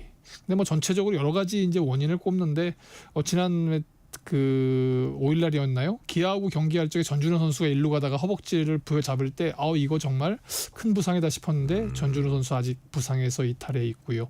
그다음에 데이비슨이라고 하는 10승 선수를 과감하게 교체를 했는데 새로운 벨라스케스 선수가 뭐 이렇게 새롭게 뭔가를 보여주기도 전에 타격이 가라앉았어요.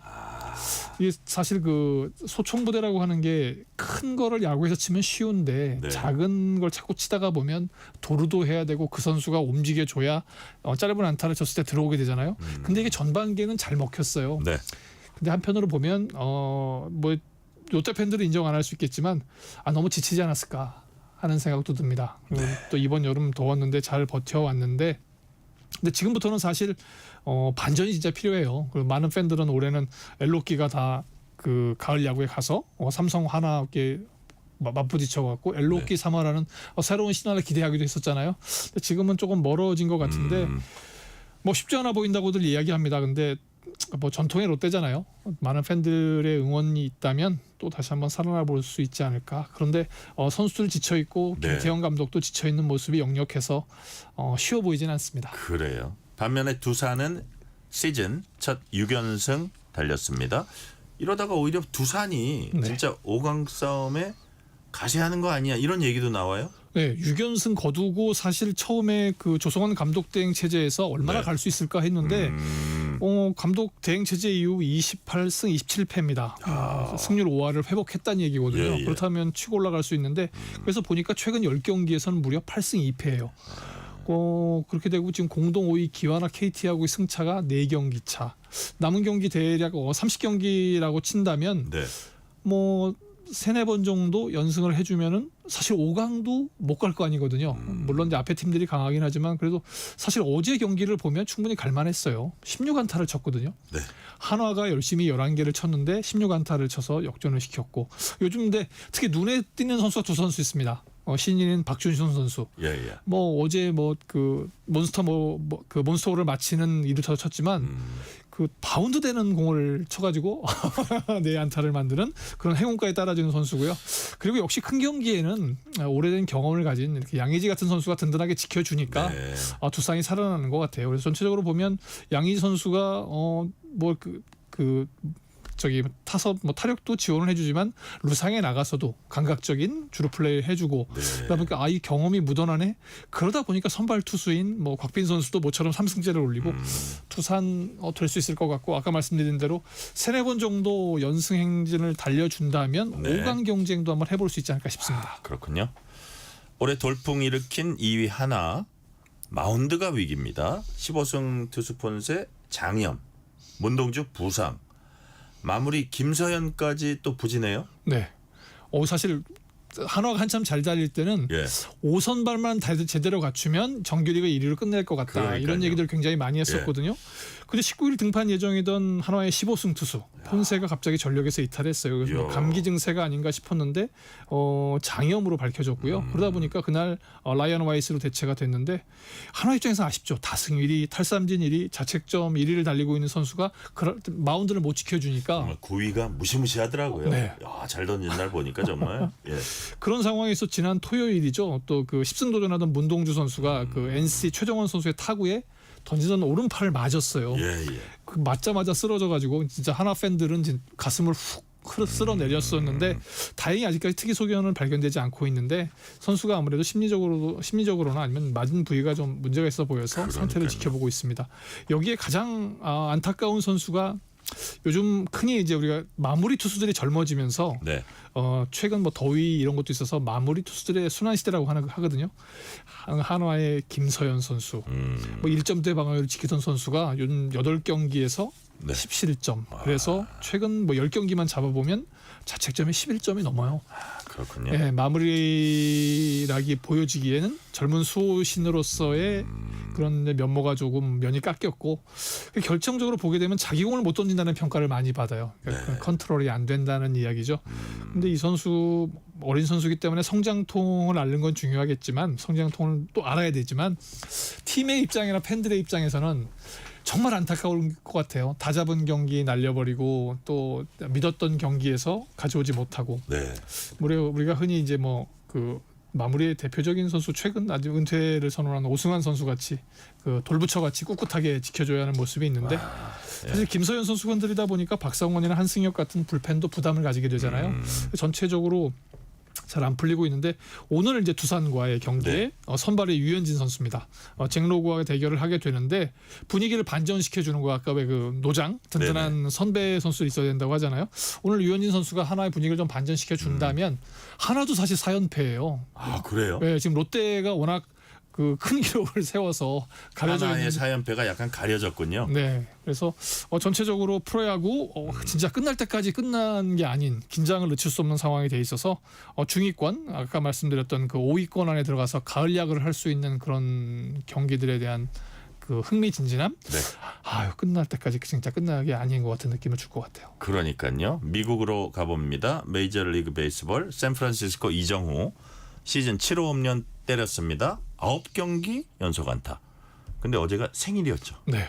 생일날 그것도 1번 타자로 나와서 그러니까 우리가 그 1번 타자 홈런 또 리드오프 홈런 드물다고 하잖아요. 그렇죠. 모처럼 1번 타자로 나와서 홈런을 딱 기록했습니다. 뭐 최근 워낙 2루타 3루타를 많이 쳐서 한번 나올 때가 됐다 이런 느낌들이 있었는데 어제 샌디에고 선발 릭 피베타 선수의 2구째를 받아쳐가지고 우중간을 훌쩍 넘겼습니다. 시즌 7호 홈런이고 거의 뭐 3개월 만에 나온 홈런인데 생일을 맞아 치면서 뭐 지난주에 이제 8채홀을 돼야 된다는 말씀드렸었는데 전체적으로 8채홀이 돼가고 있는 느낌이에요. 오늘은 6번 타자 중견수로 나와서 2회 첫 타석에서 또 중전 안타를 쳤습니다. 4타수 1안타 9경기째 연속 안타를 기록하고 있고 8월 들어서 18경기 가운데 한 경기 빼고 17경기에서 안타를 치고 있어요. 시즌 타율 1할 때까지 떨어졌다가 지금 2할 6푼 1리까지 올라왔고요. 8월에는 3할 때 이상을 치고 있습니다. 근데 문제는 이정우 선수가 잘할 때 팀도 같이 잘해줘야 되거든요. 아 그러니까. 네, 근데 그래야지 빛이 나는데. 네, 그래야 서로 같이 상승하면서 저 선수는 우리 승리를 이끄는 선수야 갈 수 있는데 팀이 부진해요. 뭐 2위 달리다가 샌디에고에 내주고 그다음에 이번에 애리조나한테 3위까지 내주면서 4위까지 밀려 있거든요. 가을 야구 하려면 그래도 어떻게든 2위권 안에 좀 2, 3위권을 잘 해줘야 되는데 와일드카드에 밀려 있어서 좀 아쉽고 팀 분위기 살리면서 이정우 선수가 잘해줬으면. 다만 뭐 아직까지는 부상이 크게 없어서 다행이긴 합니다. 그러니까요. 미국 프로축구 LAFC 손흥민이 라운드 베스트 11에 뽑혔습니다. 입단 단 2경기만이라면서요. 네, 한 경기는 교체 출전했고 한 경기만 풀타임 출전했는데 베스트 11에 리그 베스트 11에 이름을 올렸어요. 손흥민. 네, 그 미국 내 인기가 기대 이상으로 빠르게 높아지고 있어서 그 어떻게 보면 첫 어시스트 장면에 그 뷰가 400만 뷰를 넘었다고 해요. 사실 미국에서는 야구보다 축구보다 야구, 풋볼도 있잖아요. 풋볼도 있고 농구도 있고 한데 그래서 단 2경기 만에 베스트 11에 들어갔는데 전체적으로 친화력도 뛰어나고 리더십도 좋다 이런 극찬을 받고 있습니다. 이렇다 보니까 실력보다도 마케팅으로 굉장히 주목받고 있는 게 사실이에요. 지난주 그 미국의 모든 스포츠를 통틀어서 가장 많은 유니폼이 팔린 선수. 그러면 손흥민? 네. 거의 뭐 200불 가까이 되는 것들을 계속 팔고 있기 때문에 구단의 입장에서는 제대로 데리고 왔네 이런 느낌이 있을 거고 다음 주에는 또 이제 LA 다저스 가서 시구도 예정되어 있잖아요. 그럼 LA 다저스와의 시너지. 그리고 거기에 그렇죠. 오타니가 나올 수 있고 우리 김혜성 선수도 만날 수 있고. 그러니까요. 12년 전으로 돌아가 보면 호날두가 다저스에서 시구를 한 적이 있는데 그때는 이제 우리가 많이 아는 푸이그 선수하고 막 이렇게 얘기를 하면서 그랬군요. 전체적인 느낌을 살려줬거든요. 근데 이번에는 손흥민과 오타니와 손흥민이 보여주는 그런 케미 그리고 또 두 선수가 만나게 되면 아무래도 많은 뒷이야기들이 나올 거잖아요. 그러면 스토리 쫙 퍼지면서 마케팅 효과는 그래서 정말 괜찮을 것 같은데. 둘이 한번 골프도 라운딩도 한번 시켜보고 뭐 여러 가지 하면 좋을 것 같아요. 그렇죠. 아무튼 재밌을 것 같은데 지금 상황에서는 이렇게 되면은 사실은 뭐 실력도 실력이지만 아무튼 내년 북중미 월드컵에 대한 붐을 조성하는 데는 손흥민 선수가 굉장히 중요한 역할을 하고 있지 않나 싶습니다. 네. 지난 토요일 진주에서 열린 여자 배구 한일전. 근데 편파 판정이 있었어요. 거기에 대해서 스포츠 윤리센터가 조사에 착수했습니다. 사실 제가 놀라운 게 아직도 이런 좀 수준 낮은 편파 판정 논란이 있습니까? 근데 실제로 했고 그게 벌어진 일이죠. 지금. 예, 진주 코리아 인비테이셔널이라고 하는 국제 대회에서 네네. 그것도 우리의 뭐 라이벌이라고 할 수 있는 일본과의 경기였거든요. 그런데 스포츠 윤리센터가 조사에 착수했다고 하는 거는 스포츠 공정성 확보를 위해서 그동안은 뭐 선수의 인권 침해라든가 네. 기관의 비위 등을 조사해 왔었는데 심판 판정의 조사를 하는 아주 이례적인 일까지 벌어졌어요. 여자 배구 한일전에서요. 네, 경기를 보시면 뭐 1세트, 뭐 2, 3세트, 4세트까지만 해도 뭐 아주 미묘한 것들은 있었는데 그럴 수 있겠다라고 생각이 됐어요. 근데 5세트를 보시면 서브가 분명히 나갔는데 인이라고 판정을 하고 그 선심이 불려가서 주심이 다시 한번 확인하는데도 그 판정을 고수하고요. 예. 무엇보다도 이제 우리 비디오 판정이 요즘은 다 일반화돼 있잖아요. 그렇죠. 다 다시 볼 수 있잖아요. 예, 근데 그것조차도 실시하지 않았고 그러다 보니까 한일전을 모처럼 이겼어요. 근데 그 현장에 있던 팬들이 굉장히 분노를 했습니다. 이기는 것도 중요하지만 요즘은 사실 우리 팬들에게는 이기는 과정, 그럼요. 페어플레이 등 아주 중요한 그 팬들의 눈높이에 맞는 그런 것들이 필요하잖아요. 근데 그것을 충족시켜주지 못했어요. 근데 그것도 하필이면 광복절 다음 날입니다. 역사적으로 의미 있는 날에 그 역대 150번째 한일전에서 뭐 사실 좋지 못한 그런 것들을 보여줬고 진주 인비테이셔널이라고 하는 국제 경기인데 네. 대회 운영에는 5점이 만들어졌고 그래서 뭐 실력도 지고 그래서 한편으로 그런 얘기도 한다고 그래요. 뭐 일본 뭐 신문들이기 때문에 자극적으로 쓸 수 있는 신문들이긴 하지만 한일전 앞으로 하지 말자. 보이콧하자 이런 얘기가 이런 식이면 하지 말자. 네, 그러니까 사실 이거 굉장히 이렇게 이 정도 얘기가 나왔으면 사실 어떻게 보면 이 배구협회나 그 판정을 한 심판들은 징계를 받고 그런 것들이 그런 징계 과정이 명확하게 밝혀져야 우리 팬들도 또 일본의 팬들도 수긍하지 않을까 싶습니다. 좀 안타까운 일이죠. 그러니까요. 자, 김한수 기자, 이번 주말에 꼭 봐야 할 경기 어떤 게 있을까요? 축구 한번 봐주시면 좋을 것 같은데 그래요? 예, 프로축구 K리그 7위 울산과 5위 서울. 7위 울산 그러니까 뭔가 좀 안 어울리는 것 같죠. 근데, 그러니까요. 예, 근데 신태용 감독이 와서 뭔가 팀을 다시 한번 재건하려고 하고 있는데 하필이면 상대가 김기동 감독이 버티는 서울입니다. 근데 두 팀 다 나란히 9승씩을 거두고 있어요. 그래서 이 경기에서 이기면 10승에 들어가게 됩니다. 그러면 예, 전체적으로 월드컵이 있기 때문에 축구에 대한 관심 줘야 되는데 K리그의 인기와 또 실력을 잘 이렇게 이끌어가고 있는 울산과 서울 이 두 팀의 경기 지켜봐 주시면 좋을 것 같습니다. 재밌을 것 같아요. 오늘 말씀 여기까지 듣겠습니다. 지금까지 김한수 KBS 기자였습니다. 말씀 감사합니다. 오늘 뉴스레터 K는 여기까지입니다. 커피 쿠폰 당첨자 명단은 뉴스레터 K 홈페이지 확인해 주시고요. 오늘은 오노 리사의 Old Fashioned Love 들으면서 마무리하겠습니다. 오늘도 함께해 주신 청취자 여러분 진심으로 감사드립니다. 지금까지 뉴스레터 K 전종철입니다.